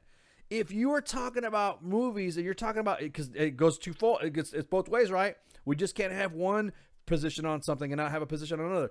Then if you're complaining about sexual harassment, you're complaining about freaking being, being in positions and all this other shit, then don't have any movies where your ass is showing. I had a friend of mine. Well, he's still a friend. And he had several experiences working in that industry, and he says, "Do you know who are the ones that want themselves shown the most in those risque positions?" Actually, after the director's done, after everybody's done, they have post-production where they have the cinematographers or the videographers and the editors are sitting down going over the stuff and all that. He said that he's had more actresses coming to him to make sure that their roles didn't get cut or a specific scene that they like. These are the same chicks that like to throw duck lips on on Instagram. Oh, Jesus. And they literally, he says, are throwing themselves at him. He's like, luckily for me, they don't pay me. It's the director and the studio that's paying me to do this, and part of a union and also the shit. But he's had actresses tell him, dude, I will do this if you make sure I will give you some. I'll give it to you if you show me that. And these are the same ones that are saying harassment and women need to be emboldened and all that. Well, then stop making movies that make you look like a fucking two-faced hypocrite. Pretty easy, right? I mean, it seems pretty easy. Well, no, because we can't talk about that. But when it comes to guns, oh yeah, let's go ahead and talk about that. That just drives me up the fucking wall. And then that article that was in what was it, fucking New York Times or whatever. That was I think that's legit. Guys are now going to be okay. Then I just won't work with women, or I won't hire them, or I won't do whatever. So in a way, place themselves in a position that kind of set them back, if that makes any sense. Mm-hmm. I mean, and then they wonder why they cannot get a date or find a good guy or whatever. Like I said, the days of going on a date anymore are going to be over now. I mean, you can't even go on a date without it being electronically. Think about it. Some of the dates now are electronically triggered. Well, here's the thing, though. Like the same women that probably bitch about this, like feminists and all that other shit, I bet you they got a fucking Tinder profile. And we all know Tinder, you're out there looking for pretty much wham, bam, thank you, ma'am, a piece of ass. So you're okay with getting a date off of Tinder, but, some gentleman who wants to be nice and proceed with, I guess you can say, courting, that's not okay. That's considered sexual harassment. Of course, it's not called courting anymore. It's sexual harassment. It's sexual harassment. Hey, how you doing? Want to go get some dinner? Why? I just want to know if you want to get some dinner. How come? I just want to know what do you like drinking wine? Why, are you trying to get me drunk? Oh my God. Fuck. That's done. That's over. It's over. The guys aren't going to do that anymore. That's right. No. The owl even said the good men are hiding. Well, it's kind of funny. I love that live, love, laugh bitches that like to say, "Where are all the good men? How come all the good men are gone?" Oh, stop being a fucking skank. Right? I saw you. If I see you, who has a song? It was Little Mine of Hobson. That's it, like number 5 or whatever. He goes on about you being a skank, going to the club, trying to find a nice guy, and you go on how you cannot find a nice guy, and he's like, "You're a fucking whore, and you probably got herpes." And you're in a club. You were in a fucking club. You're not going to find a nice guy in a club. I'm not saying you never know. I'm just saying some of the opportunities. Odds are no. Well, if you are projecting yourself, and then again, it's you. I could go back and forth on this. Instead of, I guess it's talking about sexual harassment and guns, I'll just equate guns. Just do the same thing. Why do you want to have a movie about guns, but then sit there and talk about gun control? Why do you want to have a movie about sexual harassment when you're in a movie about getting, banged? Or a movie about the environment or whatever, but you have a private jet. Yeah. Just like that double-faced hypocrisy stuff. That's funny, too, is that everyone's talking about all this Weinstein stuff and all this shit that's happening, and then all this one, of course, because actors and actresses are so well informed, they're also trying to get involved in politics. I guess this Alabama guy, the special election going on in Alabama. Because of was it senator or congressman? Yeah, one of the candidates there supposedly had slept with was sleeping with or hitting on a chick, who was he was 33, she was 17. Or something like that, and it was back in the 1970s, and then it come to find out that she doctored the yearbook, the yearbook and forged. There's a movie right now that is about a guy who is 28 years old who's fallen in love with a 17-year-old boy, and everyone's talking about that being a visionary film, a film that is of all greatness. The story will compel you. This is the story that people want to hear. This is the reason why. Whatever they do, a Golden Globe nominated. How is that film. Okay? No, yeah, that's what I'm saying. It's double standard shit. The double standard. It's almost like if there's something going on in the world, look at Hollywood and they're a hypocrite against it. And it's kind of funny. It just sucks. Just like the Corey Feldman thing. Corey Feldman, everyone's saying no, he's a loon. He's fucking crazy. He's doing all this shit. And the next thing you know, what happens? The Santa Barbara Police Department goes, we found the records. It was all true. Well, yeah, it might have all been true, but his fucking dumbass or stingy ass or whatever you want to call it has been holding on to that shit. He's just as guilty as the others, wanting a payout. Yeah, exactly. Well, we're going to go ahead and take a break right quick because this is at the top of the hour. And like I said, we'll be back. So, shots. Shots. Is that actually a picture of the Antichrist crying? I like it. It's tasty.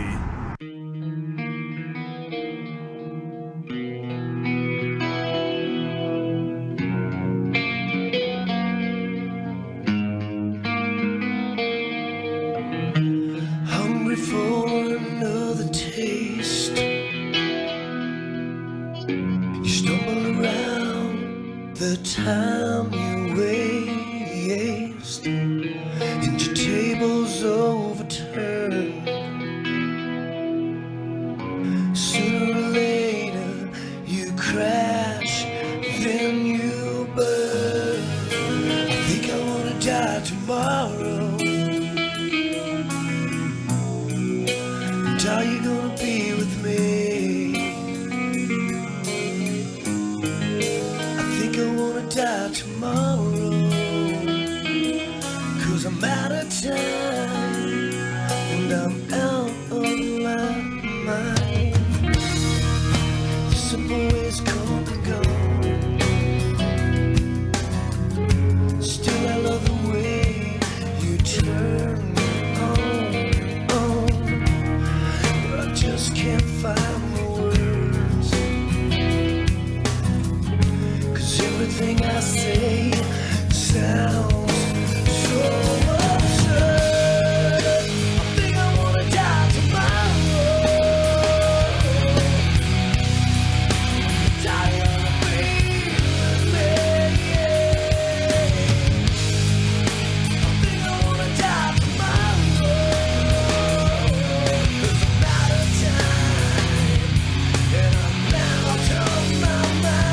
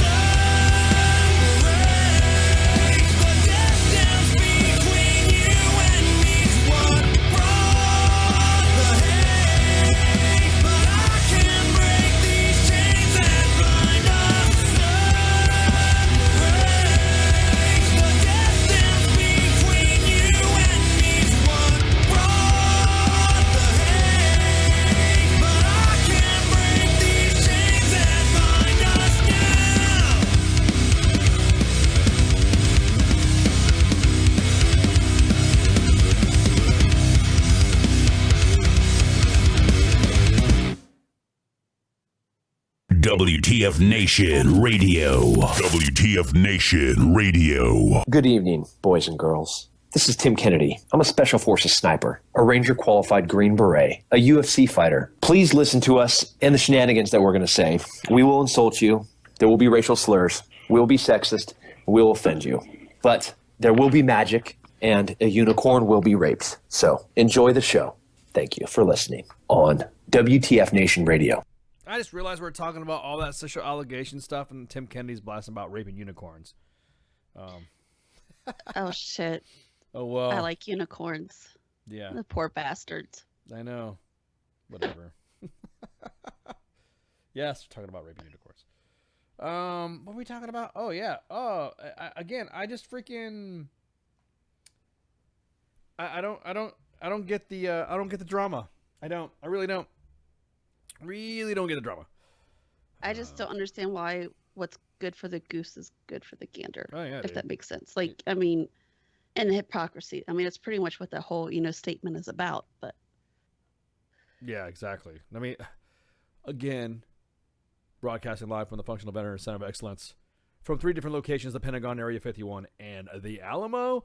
Does not mean that we condone any such actions of any type of sexual harassment and stuff like that. Again, like Mom said, be a woman, ovaries the fuck up, and ovaries the fuck up.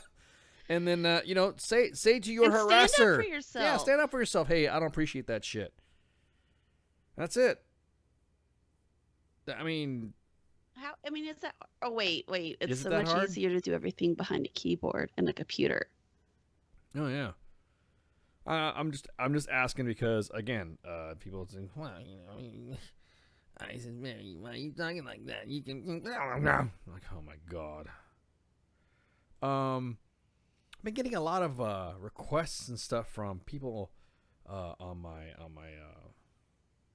ICE Facebook page, and everyone's like, wow, I don't even know you. Thank you. I appreciate it. I don't know you. I don't know you. I don't know you. And if you're a chick, you have to go through me, Spanky, and Minx to get approval. Yeah, there's not. I mean, it's kind of like, wow, I don't know who you are. Yes, I don't know who you are. I don't know. Nope, don't know who you are. I'm just scrolling through. I'm denying friend requests, because people have this. They find a way to find who you are, and they go, oh, that's ICE, and deny. So, anyways. Yeah, I freaking... Enough of that subject. Oh my god, I'm tired of talking about it. So, hey, this also on Sergeant's Time, we're going to be talking about some sweeping changes that are happening in the military right now with promotions in the Army. We're going to have some frequently asked questions in a Q&A, and I'll be delivering as fast as I can all the right answers, because apparently now the Army is about ready to get legit serious on you doing your SSTs. Wow. So yeah, more to follow on that. Just smile and live life well. That's the best revenge. You damn right, Al. There are individuals that don't want to see you happy. No. I think it goes back to, I think when I got my 7th divorce, it was one of those things when I realized that the whole time you have been trying to please everyone and try to make things work, but it was never pleasing. It was never satisfied with myself. It was not me that was, it was them. It was them, because I was trying so hard to satisfy all of them, and not satisfying myself is why it was one of those things to where, I don't know, you get a case of the fuck it's, I guess, once you realize, fuck it. Oh, you had fucks to give?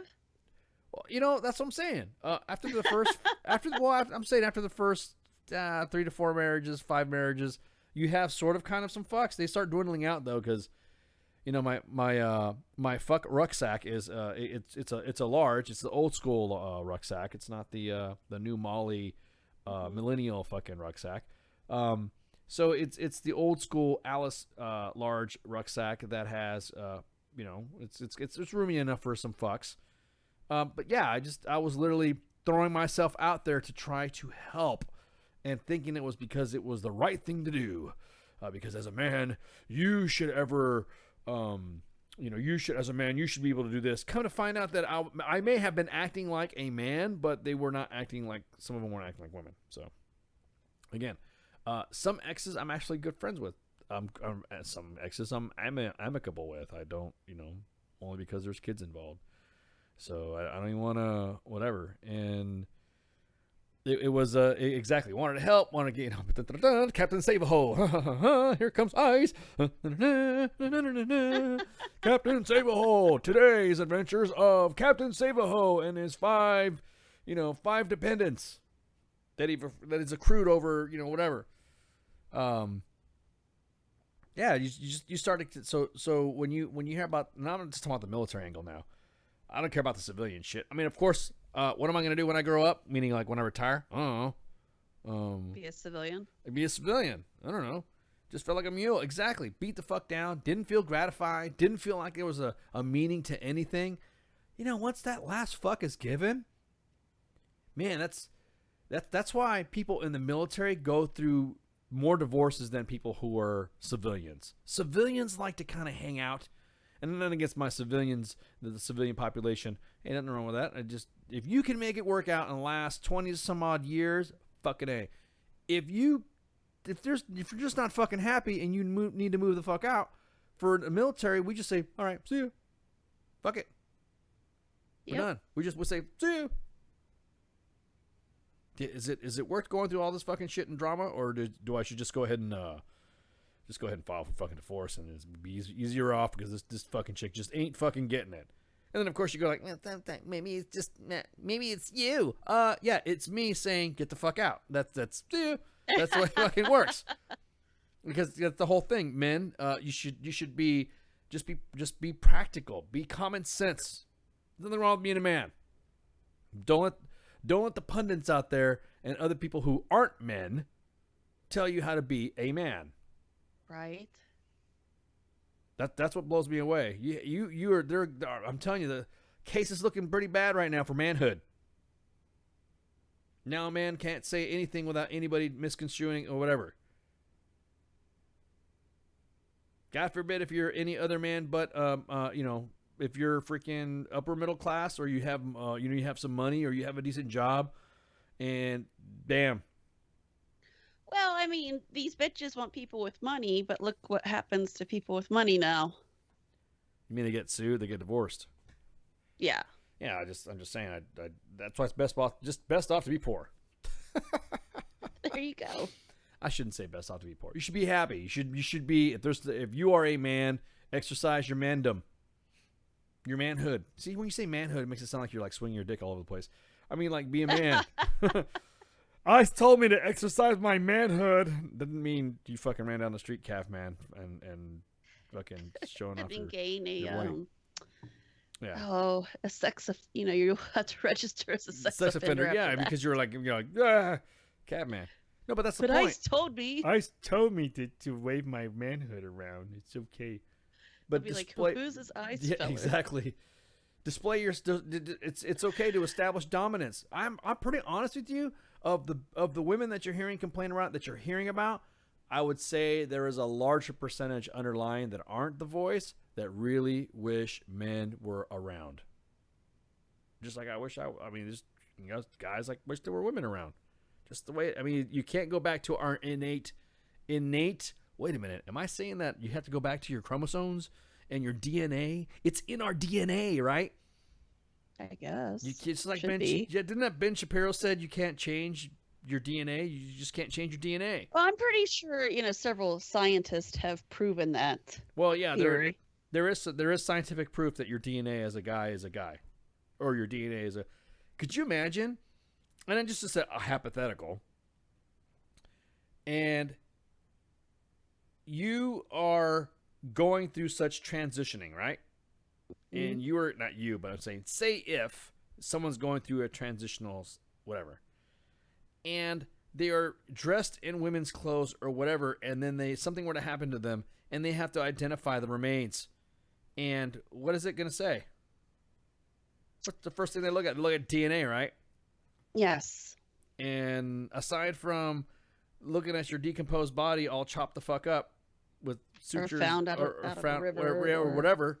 I'm sorry being callous, but they're gonna identify you as a what? The first thing they're gonna say is that's a guy, or that's a girl, that's male, female, the bone structure. That's how we identify as male and female. You have to you gotta be a man, Al. That's right. You have to be a man. I'm sorry, that's just the way I'm thinking about it. Just being, well, I'm being chauvinistic. I'm not being chauvinistic.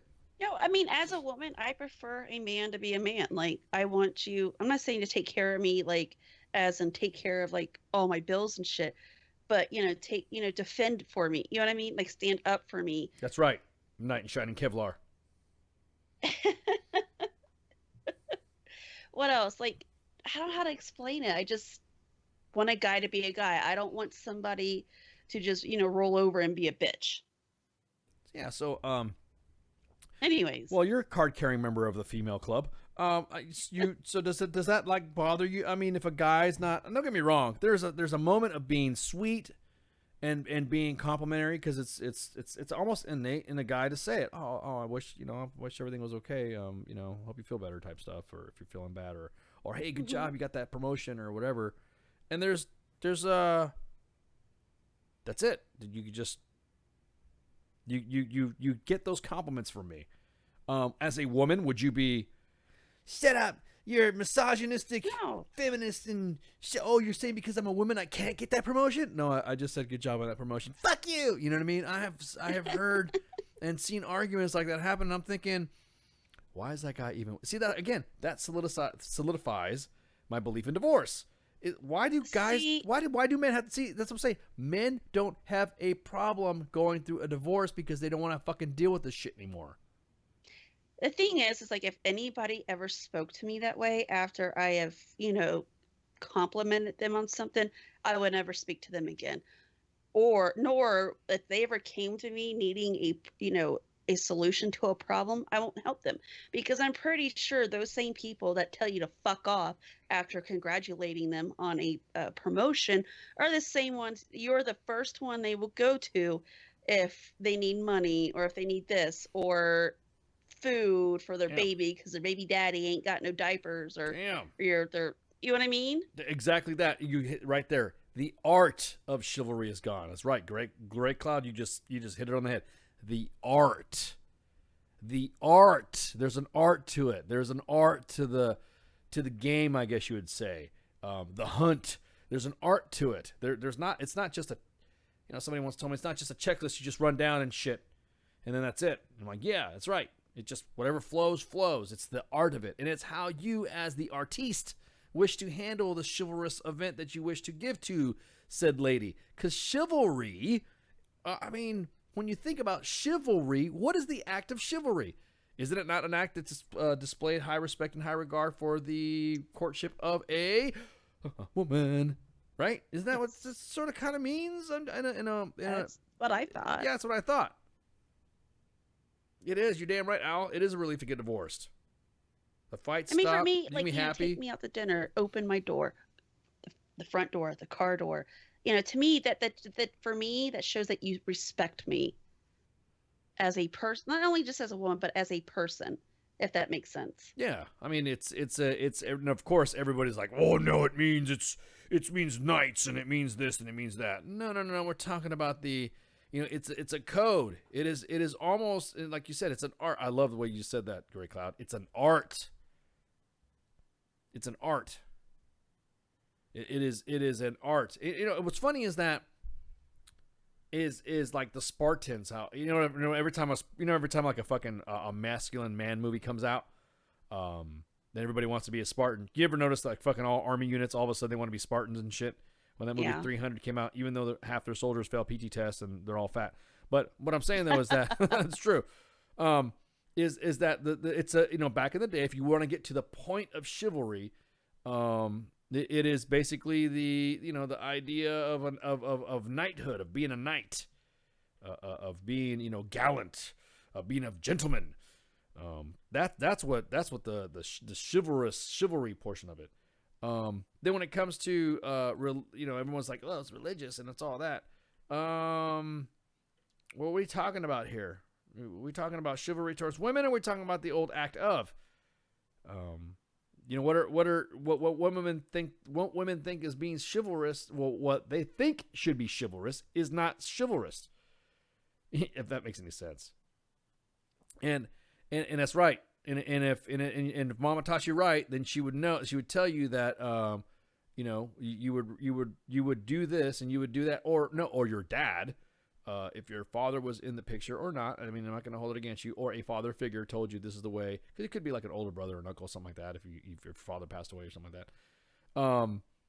But it should be it's unwritten, and of course everyone says it's archaic and it's. See, you know what's it's not. It's sweet. It's like my son. He's 12. He will open doors for me. He'll even get out of our car and open the door for me. Now, his sister, he pretty much is like, she can go fuck herself. Yeah, exactly. But he does that for me, and I even teach both of my kids, like, you always like hold the door open for someone. I don't care who it is. You don't let it shut in their face. That's just rude.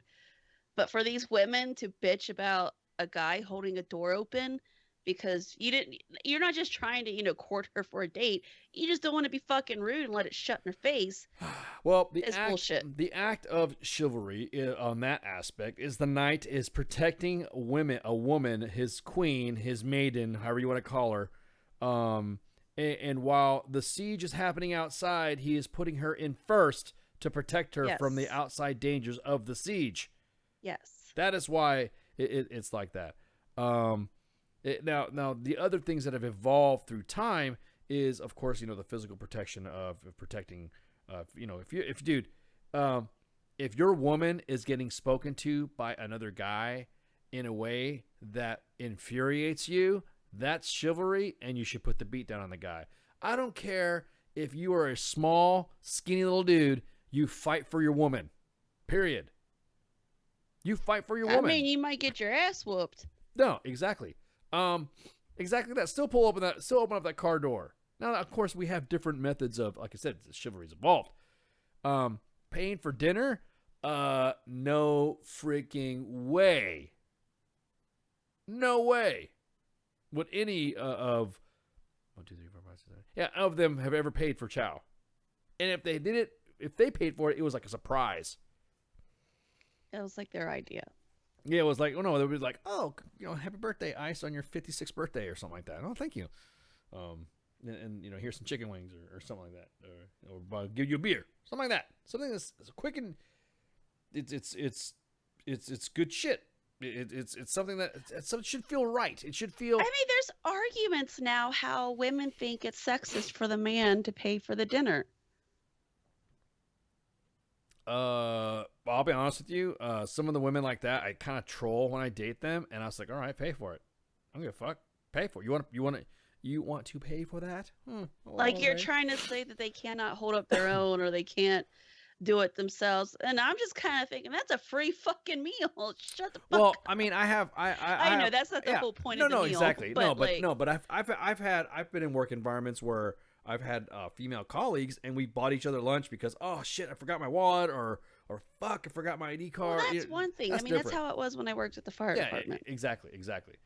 Some of the simplest things that you don't realize that you do is like walking on the side of walking on the traffic side of the pavement when you're walking on the sidewalk. Why? Mm-hmm. Is because you're protecting her. In the event an errant horse carriage comes by, you can immediately, draw your sword and fight off the enemy, or stab the horse, or move her to safety while you fight the battle, and you use your shield to do that. Now you do it because people can't drive. No, exactly that. Exactly that. David said straight up, 24-ounce porterhouse, cook it up, bitch. Covering her up her errors. People say that covering up her errors is like one of the ways of chivalry. Is that she makes a mistake, you fend for it because you're there to protect her from all forms of embarrassment and humiliation. That's chivalrous. I'm talking about stuff that's like, we're talking chivalry. Defending her honor when she's insulted. Like you see it on World Star. You see these guys that come up to a woman and say, shut up, whatever, blah, blah, blah. And the guy's just standing right there not doing anything. Yep. Bro, 15 rounds in your face if you talk to my woman like that. Yep. I don't get it. You know, defending your honor. You know, it was during the chivalrous times that the woman would go, you know, in my honor, here's my handkerchief, and the guy would stuff his handkerchief in his armor, and that would be like his inspiration to, I want to go off to battle. Yeah, to go off to battle or do the joust or you know provide, you know, to And let then it he know. comes back to find out he's been jodied. Well, it doesn't matter. I'm just kidding. It doesn't matter because they're all fucking joding each other anyways. But my point being is that, you know, he's there to fucking defend her and shit. It's not there to fucking, you know, whatever. But other things too. If your woman weighs like 98 pounds and you're always talking about going to the gym, shut the fuck up and carry the groceries, man. Don't be a dick. Right. You know, I've seen that before. I've seen women who are small framed and they got this guy. They're like, yeah, man, I got to get them gains and don't skip leg day, rah rah rah rah. And their wives are like struggling with these bags of groceries. I'm like, really, dude? Oh, they're standing there checking themselves out. Yeah. On their phone or in a mirror. Duck lips. Guys doing duck lips and shit. But the thing is that I do get crazy looks. I do, you know, giving a compliment. There's nothing wrong with that. There's nothing wrong with, you know, oh well, you know, whatever. I'm still going to be a man, and I'm going to be a man doing man stuff to what I think is man stuff. And if I mean, aside from getting more divorces, then all right, who cares? You should not get the now. Of course, there is that common mistake when they go, oh well, he just knows how to treat me right or whatever, or he's disrespecting me. Anytime a guy's asking a question for some sort of clarity, because as a card carrying member of the guy club, I can tell you, sometimes we're stupid and we don't know what you mean, and it takes an additional Play-Doh model for us to understand what you're talking about, and then I have to write it in crowns. Yeah. Well, I'm not a Marine, but you be able to understand what that's my problem.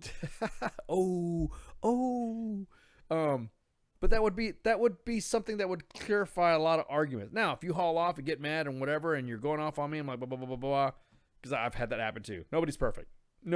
Oh, I mean, it's funny because when I get mad, or nobody knows when I'm really mad. They think that just by the way I call or text them, they think I'm mad because I'll say fucking this and fucking that, fuckity fuck, and everyone's like, oh, you're so pissed off. I'm not pissed off.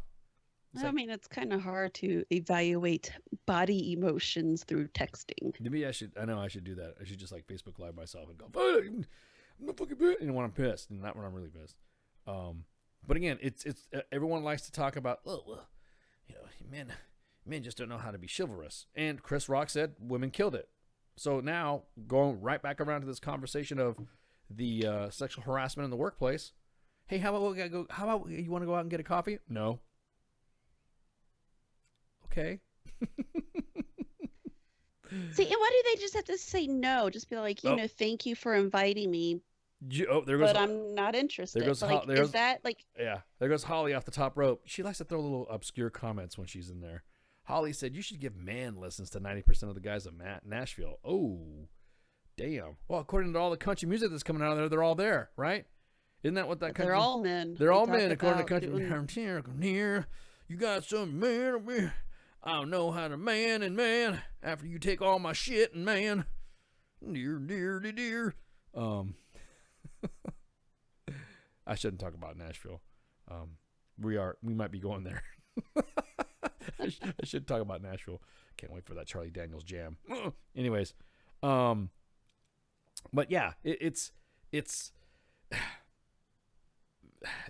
hard to explain. It's informal. Like Grey Cloud. I mean, like I said, Grey Cloud put it perfect. It's an art. It is an art. Women fight men being men. That's right. They do. They do fight men. I mean, they do fight. And then they think that you're not being a man because you're doing something else. The last time I checked, you were a woman. Just like I don't get to tell you how you feel about women and stuff like that. They don't tell me how to be man. Wouldn't it be unfair, Mom, if I told you how to be a woman or you should feel a certain way?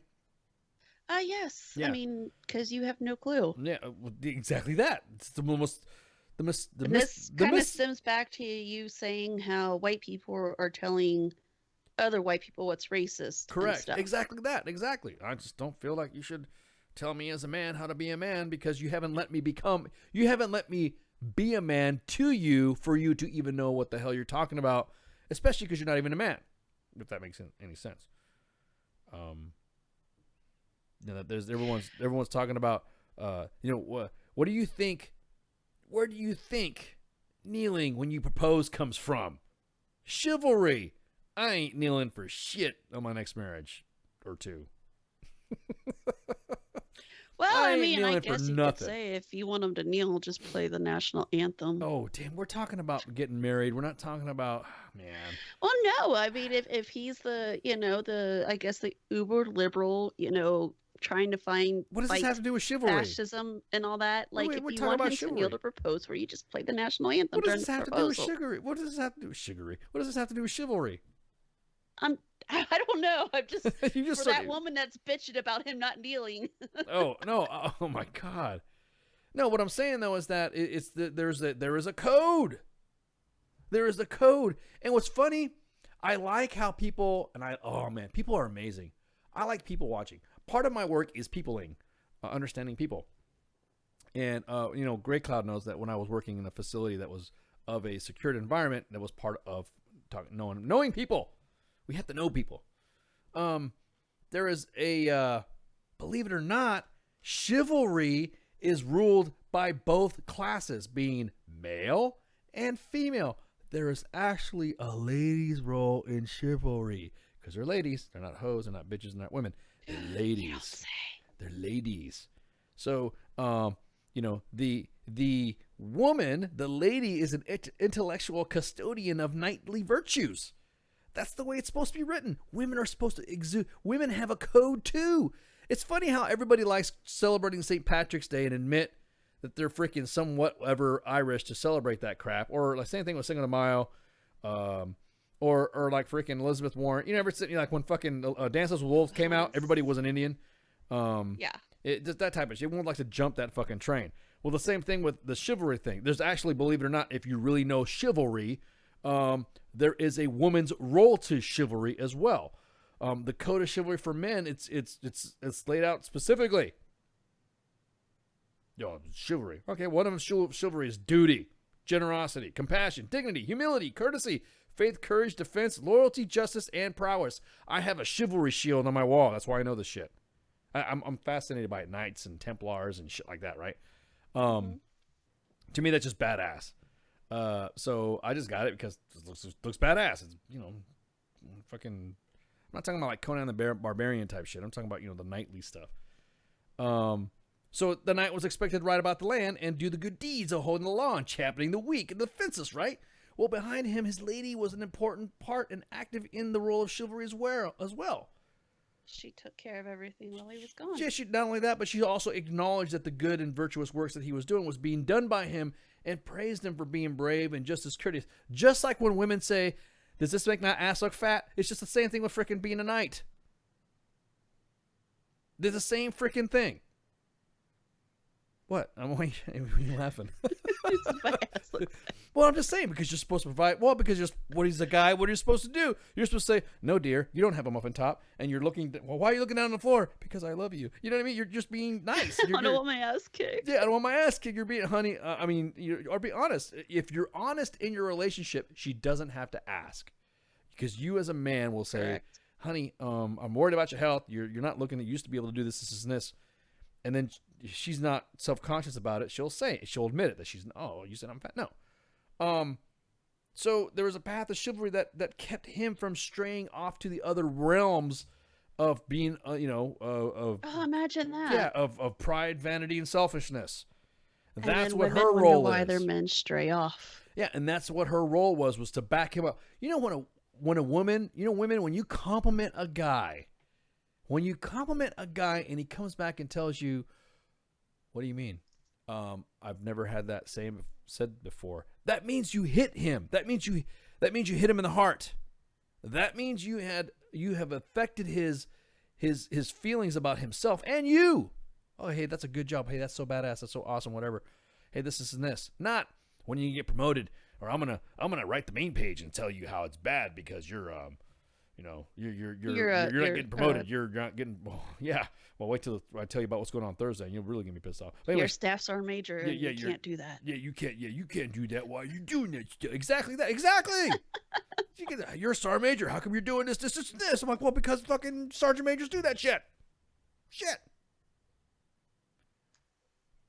Yeah, the highest glory that any knight could ever have would be the love of his lady that he desired, and it's guys want that. I'm talking about knightly stuff now because I love, like I said, you talked about chivalry. We're talking about the Templar. I'm also watching that TV show Templar shit.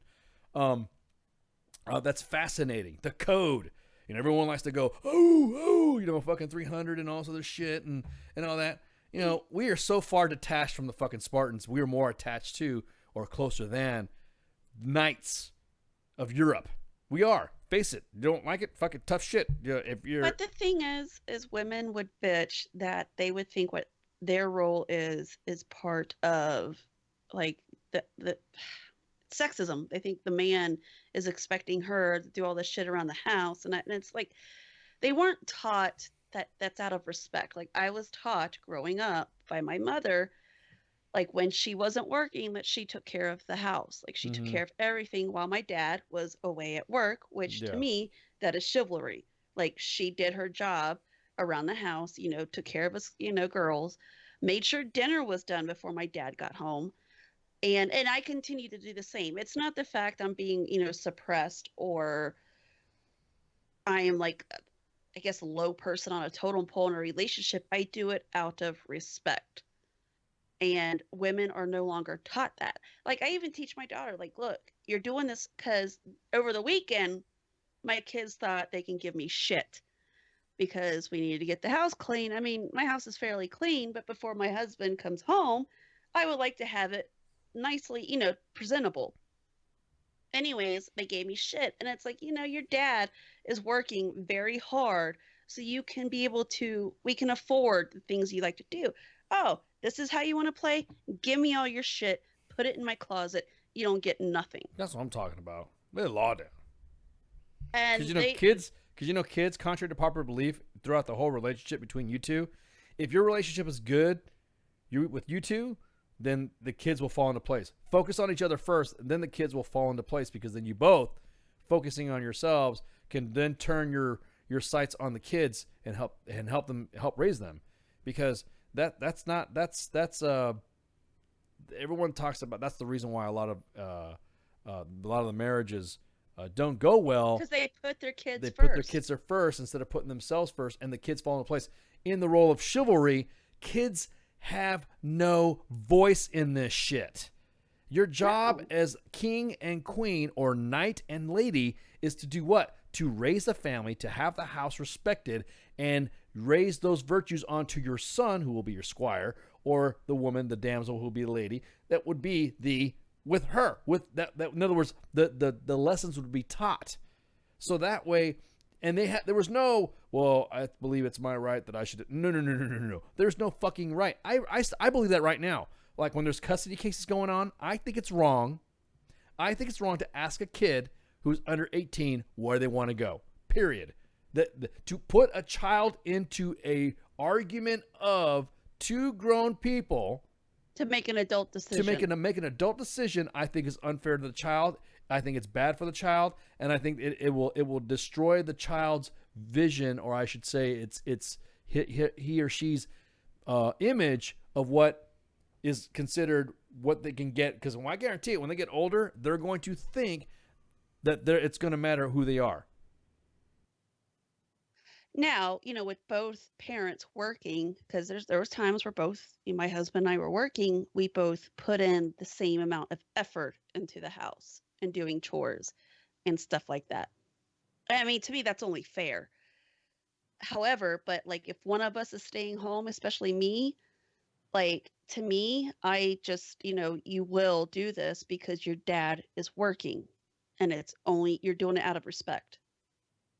Well, like I said again, it is the respect thing. Is that what a knight strived? The knight went into battle and conducted acts of valor on the battlefield in her name, because she praised or she had a respect for her knight. Like going back to what I was saying, she is the intellectual custodian of his virtues, what I just said earlier, responsible and maintaining, promoting the ideas of chivalry, keeping things in balance and keeping, you know what I mean? First and foremost, she's a woman, but she's also the keeper of the heart of the flame. You know, I'm getting all fucking philosophical now. Yes. And provides a safe, nurturing environment for the man and her family. So that way, when the knight is in battle, she is there raising and teaching the kid of the virtues of why the knight is doing something. Yeah, you got me in a good. I love talking about chivalry and Knights Templar and the knighthood and all that. It's fascinating. When I was growing up, and also when I was going to school, it was just fascinating to just go through and understanding. And when the Great Cloud hit, he triggered me, because there I'm looking at a freaking shield on my wall that talks about the knightly virtues, and that's what it's an art. You know, she's in charge of the castles. I mean, the kitchen of the castle. The preparation of meals. She actually has her own army too. You know what I mean? So, if we really wanted to go like that. Game of Thrones, for example. Well, I mean, oh God. Not like as a, but you see the guys leaving and the ladies are taking care of the castle. And she does it without fear. Why? Because she knows that she has to be hard when necessary and merciful when she has to be able to. Why? Because she's representing the knight and also a lady. So that's the whole thing. So when people talk about the chivalry it's shit, a bad example, but it's No way. the first thing that came to mind. No, but you're right. Well, I mean, what was his name? That dude that fucking wrote the book. He's all fucking talking about that shit. He was trying to shape it around medieval knighthood and all that stuff. But it was fucking holy shit. Could you imagine if like a knight or people from that time came to our time in a time machine and they saw how things were today? Oh my God, dude. It was just they would be like, fucking kill me and take me back. They'd be slaughtering, they'd be killing dudes. They'd be running around chopping people up because they're like, what, ought you not saying something to your lady about this? You must, you know what I mean? They freaking go crazy. What do you mean? You're a dude. You want to be a lady? I'm going to believe this. He'll be introducing the Craigslist like transgender ads. Like, we got to call Pi to make sure that freaking we know what we're saying. Well, he'd be the translator for us. Pi would be like, translator post. Always they're saying that that everybody here is a bunch of bitches, type shit. But no, that's why when we got on this chivalry kick and everyone's talking about, has all the sexual harassment stuff doomed chivalry. Well, chivalry is two-sided. There's not just one method of it. There's no. It's not a one-way street. Yeah, it isn't, and it's something that's of a medieval code that's so attractive that, I mean, those are the virtues that we have now. When you think about it, those are some of the virtues that we have now. Just think about some of it's like the army values or something like that have loyalty in it, have duty in it. I mean, come on, dude.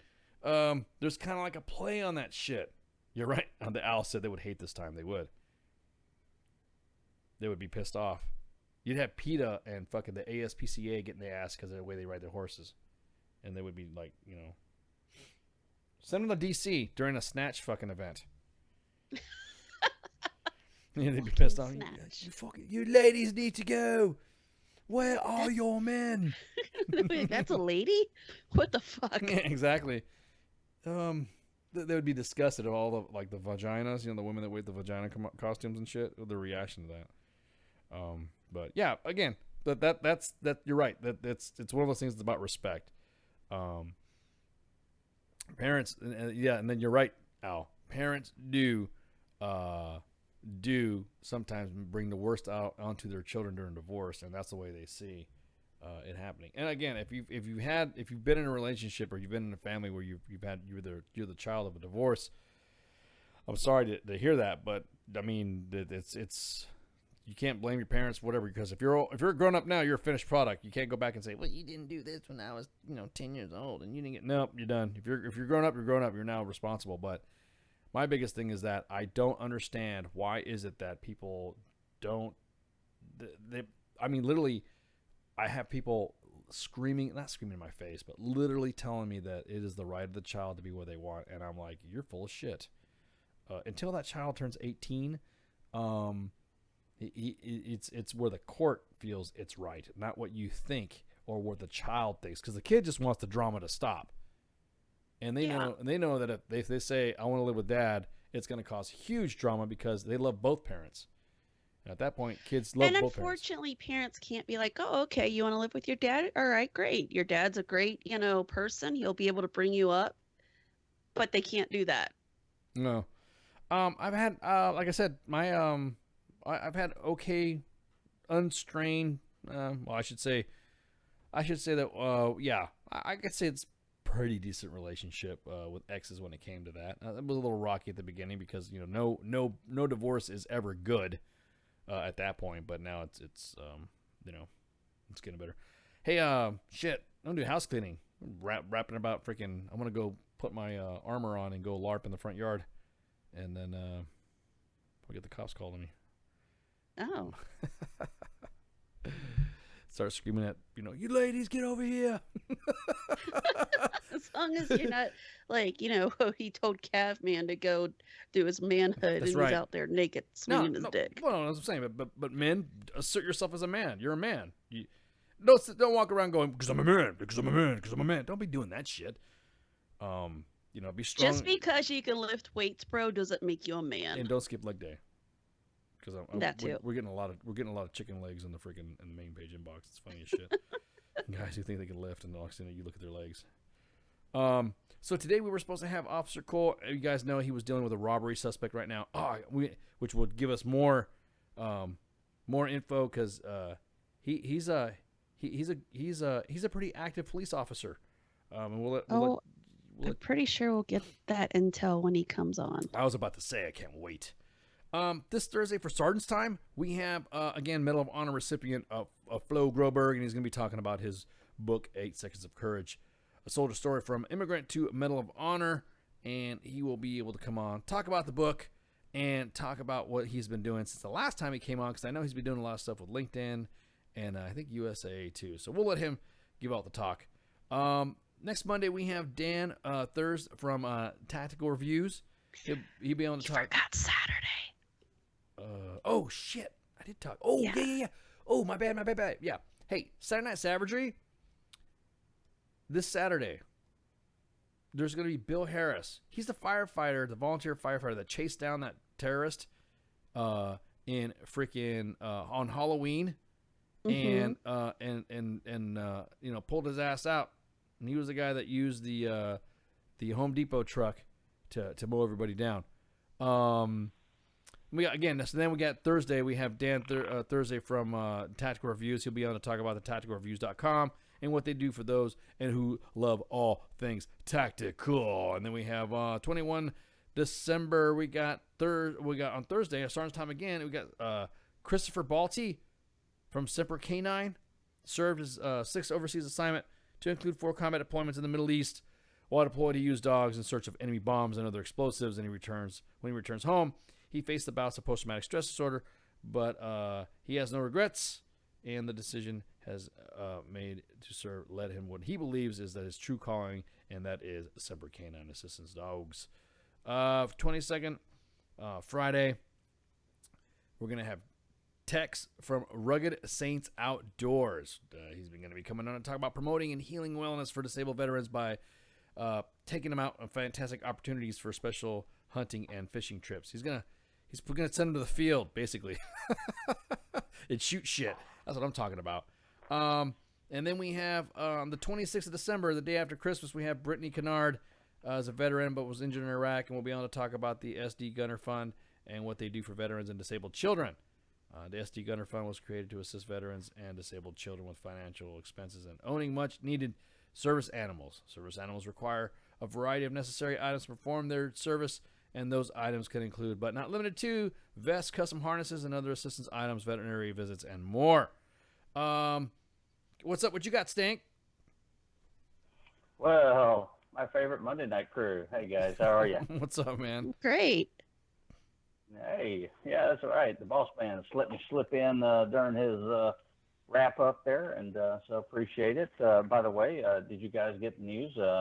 Iraq has been liberated for a second time officially today. Courtesy of the Iraqi Prime Minister. Let everybody know that ISIS is gone. They've completely secured the Syrian border. So good job again for us boys in blue. And of course, so squares on when we will Iraq will be it's still a shithole, but when they want us to come defend them again. Yeah, absolutely. Yeah, 2,500.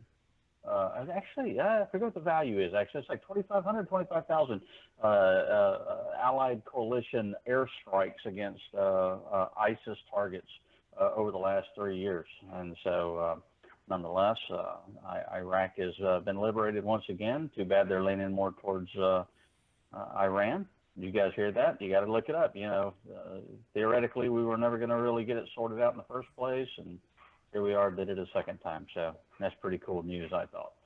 I know, it's kind of overshadowed by all the, you got some chef who's groping and fondling his sous chefs and shit like that. But anyway, thought that was pretty good news. Also, too, did someone let Jay Reddy know the news? What's that? Well, you saw that the Pentagon is lifting their ban on transgenders coming back in, so somebody should probably let him go ahead. I'm pretty sure he's been informed. He's gonna call up. He's like, "What are you talking about?" Anyway, I'm just messing around, but I know you guys are getting ready to wrap up. But anyway, Ice, you doing good? Baby Ice is doing good, yeah? Yep, we're all good, man. You and Baby Stank doing the same? Man, we're trying, man. I hear you, brother. Yeah, it's been a while. We got a nice good wet snowfall down here in the south, without the prerequisite sleet and ice, which we normally get, which makes travel a nightmare. So it was like probably the last snow like that I'll see in my lifetime down here for sure. But Sure. That was pretty swell, like Christmas in Dixie and some terrible country song like that. But other than that. But just wanted to call in and say hi, and of course, you guys keep up the great work. Mom, good to hear your voice again as always. And oh, thank you. You too. Yeah, I'll let you guys start to wrap it up. But I just wanted to poke my head in real quick and say howdy. All right, man. Thanks for coming on, bro. All right. All right. Have a good. No worries, man. See you. Yep. All right. Bye. Bye.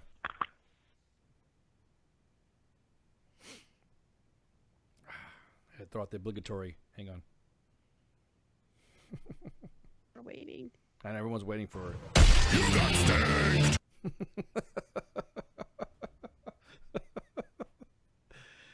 Oh man. We also have we got a couple partners. We have Warhorse Veterans. Woo-woo, Warhorse Veterans. Check them out at on their Facebook page. We got it tagged in there anyway, so you guys can just jump on and look at the post. And then we have the Veterans Report with Jim Cannon. You guys, yes, that was Biggs that you heard on his radio show on Saturday. Every other Saturday, we broadcast the Veterans Report, so that way he can Jim Cannon can come on and all that. This is terrestrial radio, so I know you guys are getting kind of leery and not saying. You could say whatever you want on the Facebook Live stuff and be dramatic and all that. If you call in to talk to Jim Cannon on his show, though, it's real radio. Yeah. Don't drop F-bombs. Make sure you get all your F-bombing out before you call the Veterans Report when he asks And for callers. the fines for F-bombs, it's not just, here's a $100 fine like a traffic ticket. We're talking thousands. Yeah, we're talking. Yeah, it's a big deal. So, and I think from what Jim told me, I think you pay for it, not Jim. The radio station. Not the radio. So I think the radio station's like, oh, it's so and so. So if don't think you can just come Well, on. I there mean, and go, I would be too. Like, that wasn't us. We told them not to say any, these words, and everyone was laughing. Every time Stankus calls, that means we got stanked. So if you can make a show without Stankus or Doc calling, then that means that sometimes they can or cannot. But when Stankus calls, for one, when I first started doing Sergeant's Time, he had called so much. He would call at the beginning of the show, call in the middle of the show, call the end of the show, so much that we did our own stinger. We got stanked. So every time you come on, you got stanked. You know, that means you got stanked. So yeah, that's what the origin of that. But going back to what I was saying, Warhorse for Veterans, go to their go. If you look to our post here right now on Facebook Live, you'll also see that they've been tagged. Go to their Facebook page and check it out. Jim Cannon as well, the Veterans Report. Go to his website too at theveteransreport.com. And we had Minx on there Saturday. So again, he likes to have us come on and talk about the lineup, talk a little bit about what we're doing, and it will be really, really interesting to hear who's up next. I think we should have Jay Ready go on there next. I'll have to see what would happen if he. It'll be interesting. It'll be a quiet. You could put the stoners on there next, but they probably won't remember being on there. It'll be a quiet show. That reminds me, we have a show every day except for Wednesday. Wednesday is our training holiday. Dawn's a day of no scheduled activities. On Monday we have, like you said, like we said before, the Monday edition's on Monday. Tied Up Tuesday on Tuesdays. Thursday, Sergeant's Time. Friday Night Freedom on Friday. Saturday Night Savagery with Jay Ready. And then we have the Green Room on Sundays. Every show at 20 to 2300. And we also have the Jose's Taco Truck from 12 to 1400 on Tuesdays and Thursdays. We're trying to build the bench, trying to get the bench, rifling through some applications to get Liquid Lunch, and then Wednesday back on. So hang tight, guys. We'll be patient. This actually, I kind of like Wednesday being the day off. It's kind of a. I do too. It's relaxing. It is a kind of. I don't have to rush my entire day. Yeah, exactly. It actually is a good. I think it's a good break for everybody. But don't be surprised if you hear a show come on, or you'll hear some audio testing going on Wednesdays. Also, this holiday is for Christmas and New Year's. You may or may not hear a show. We talked amongst the staff, and it's not going to be a mandatory event, but if they want to do it, that's fine. So if you hear somebody broadcasting on there, you'll see it pop up on Facebook Live. You'll get a notification, and then of course you'll be able to listen to all of our platforms. You'll be notified twitter.com/WTF Nation Radio. WTFNationRadio.com, Facebook.com/WTFNR, U.S. Army WTF Moments. With obviously it'll be passed through, and it'll be a shared post. Mixer's always. I tell you what, Mixer's starting to get pretty good too, because you can actually listen to this show on your Xbox One. And you put it on your big screen TV. And you put it on your big screen TV and interact and all that. It's awesome, because if you want to hear music, and if you want to hear. You respectively care that you call training holidays. Oh my God. Spanky. Just butthurt because we're not calling it training holidays. Fine. It's not a training holiday. It's a Donza. No scheduled activity. There you go. Stop messing with me. What was I saying? Because now I'm getting confused. There's not going to be an event. There's not going to be nothing going on the holidays. If you hear it, listen to the platforms. Going back to what I was saying about Mixer, you'll be able to play it on your Xbox and listen to it and interact and all that. Sometimes you might see something you like, or you might see a video that we're playing, and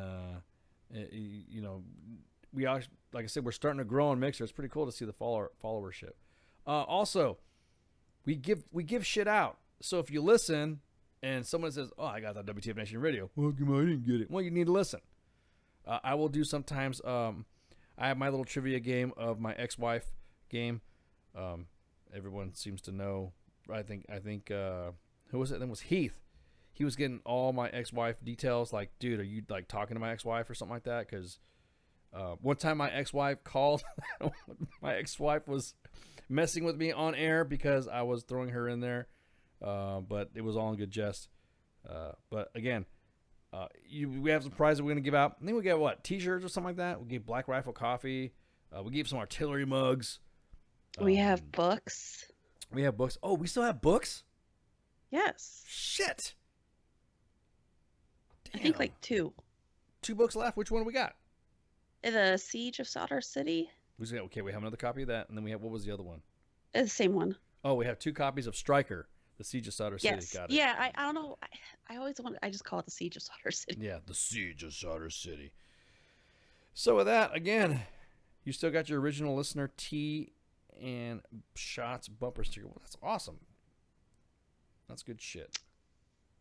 Is that Pip? Yeah. No, it's not Pip. No, that's someone else. That's someone else. Anywho, well, thanks, Philip, for listening, and I'm glad you got your original tee and the shots bumper sticker. So with that, Flash had to hit out because everyone's got the crud, man. It's that time of year. It is. Everyone's got the crud, and I think me and you are the only ones that are surviving pretty good because we've been on strong. So yeah, just don't pass it to us, please. Yeah, please don't pass it to us because I want to be able to broadcast. So aside from that, thanks y'all for coming on. Make sure to check out the Twitter because you'll see a podcast pop up or notification of a podcast. And again, we'll get Officer Damon Cole scheduled again so that way he can talk about his foundation and what he does for little ones. All right, so everybody get some shots, and then we'll see you later. Have a good one. See you. Night.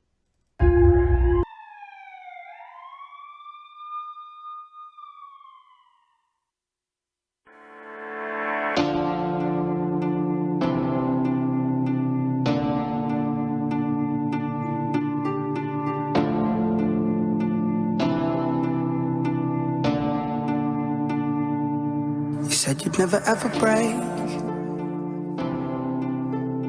down, but here I am sweeping pieces off of the ground. You said you'd never ever play to crowds, but I've seen you hoping to play songs to them now. I've spent all night long, scared of tomorrow, broke my alarm. Everything's almost lost, pick it up slow, before it's gone. Fragile. Wish I'd have known. I never thought I'd be so fragile. You're not alone. If it didn't break before it's about to, we've been here before. I don't ever wanna change. I'm fragile. I don't ever.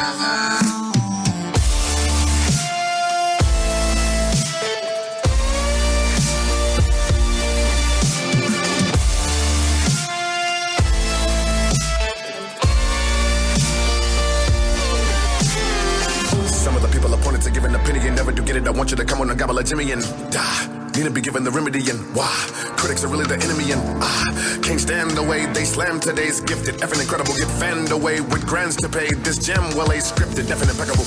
Right or I'm gonna put everything in a flow. I'm the anonymous, very me when I foe. Scribalometer has never been at a show. By the time it'll be better living in the stove.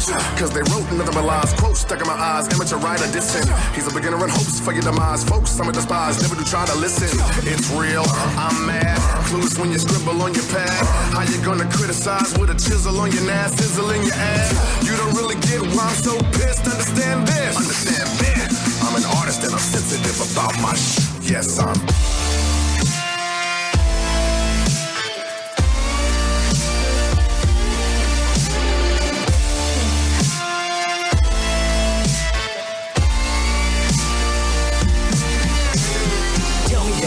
Tell me that my name is big as Venus, Jupiter than Uranus. Tell me that your anus got your head in it. I can smell the articles and know you're heinous. Tell me that you love me, always thinking of me. Unconditional, I'm hoping I'm your favorite. Grab a fishing pole and throw me with a shark. That's the feeling I get when you're concentrating on this pen, on this pad. Tell me you willing to disown my craft. Tell me the feeling of picking apart this track.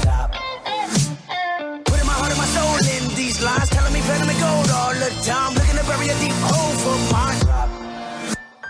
This is more than you and this is more than you and your entire building. Slander and abusing what I call a realist. Coming from a student, tell myself to use a poem as a Uzi. Empty magazine, I seen a magazine. You see my trigger finger, then I started shooting. That was nicotine, I'm about to smoke them all. A journalist and probably should've known my music.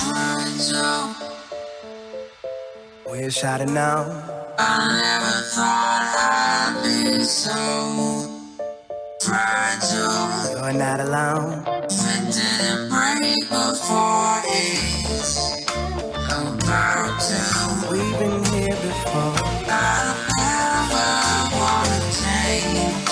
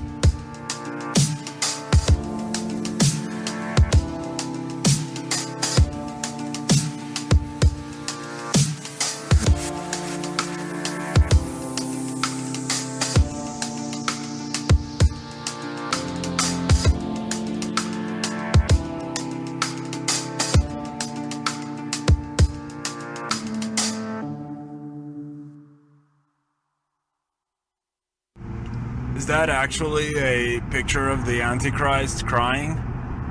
I like it. It's tasty.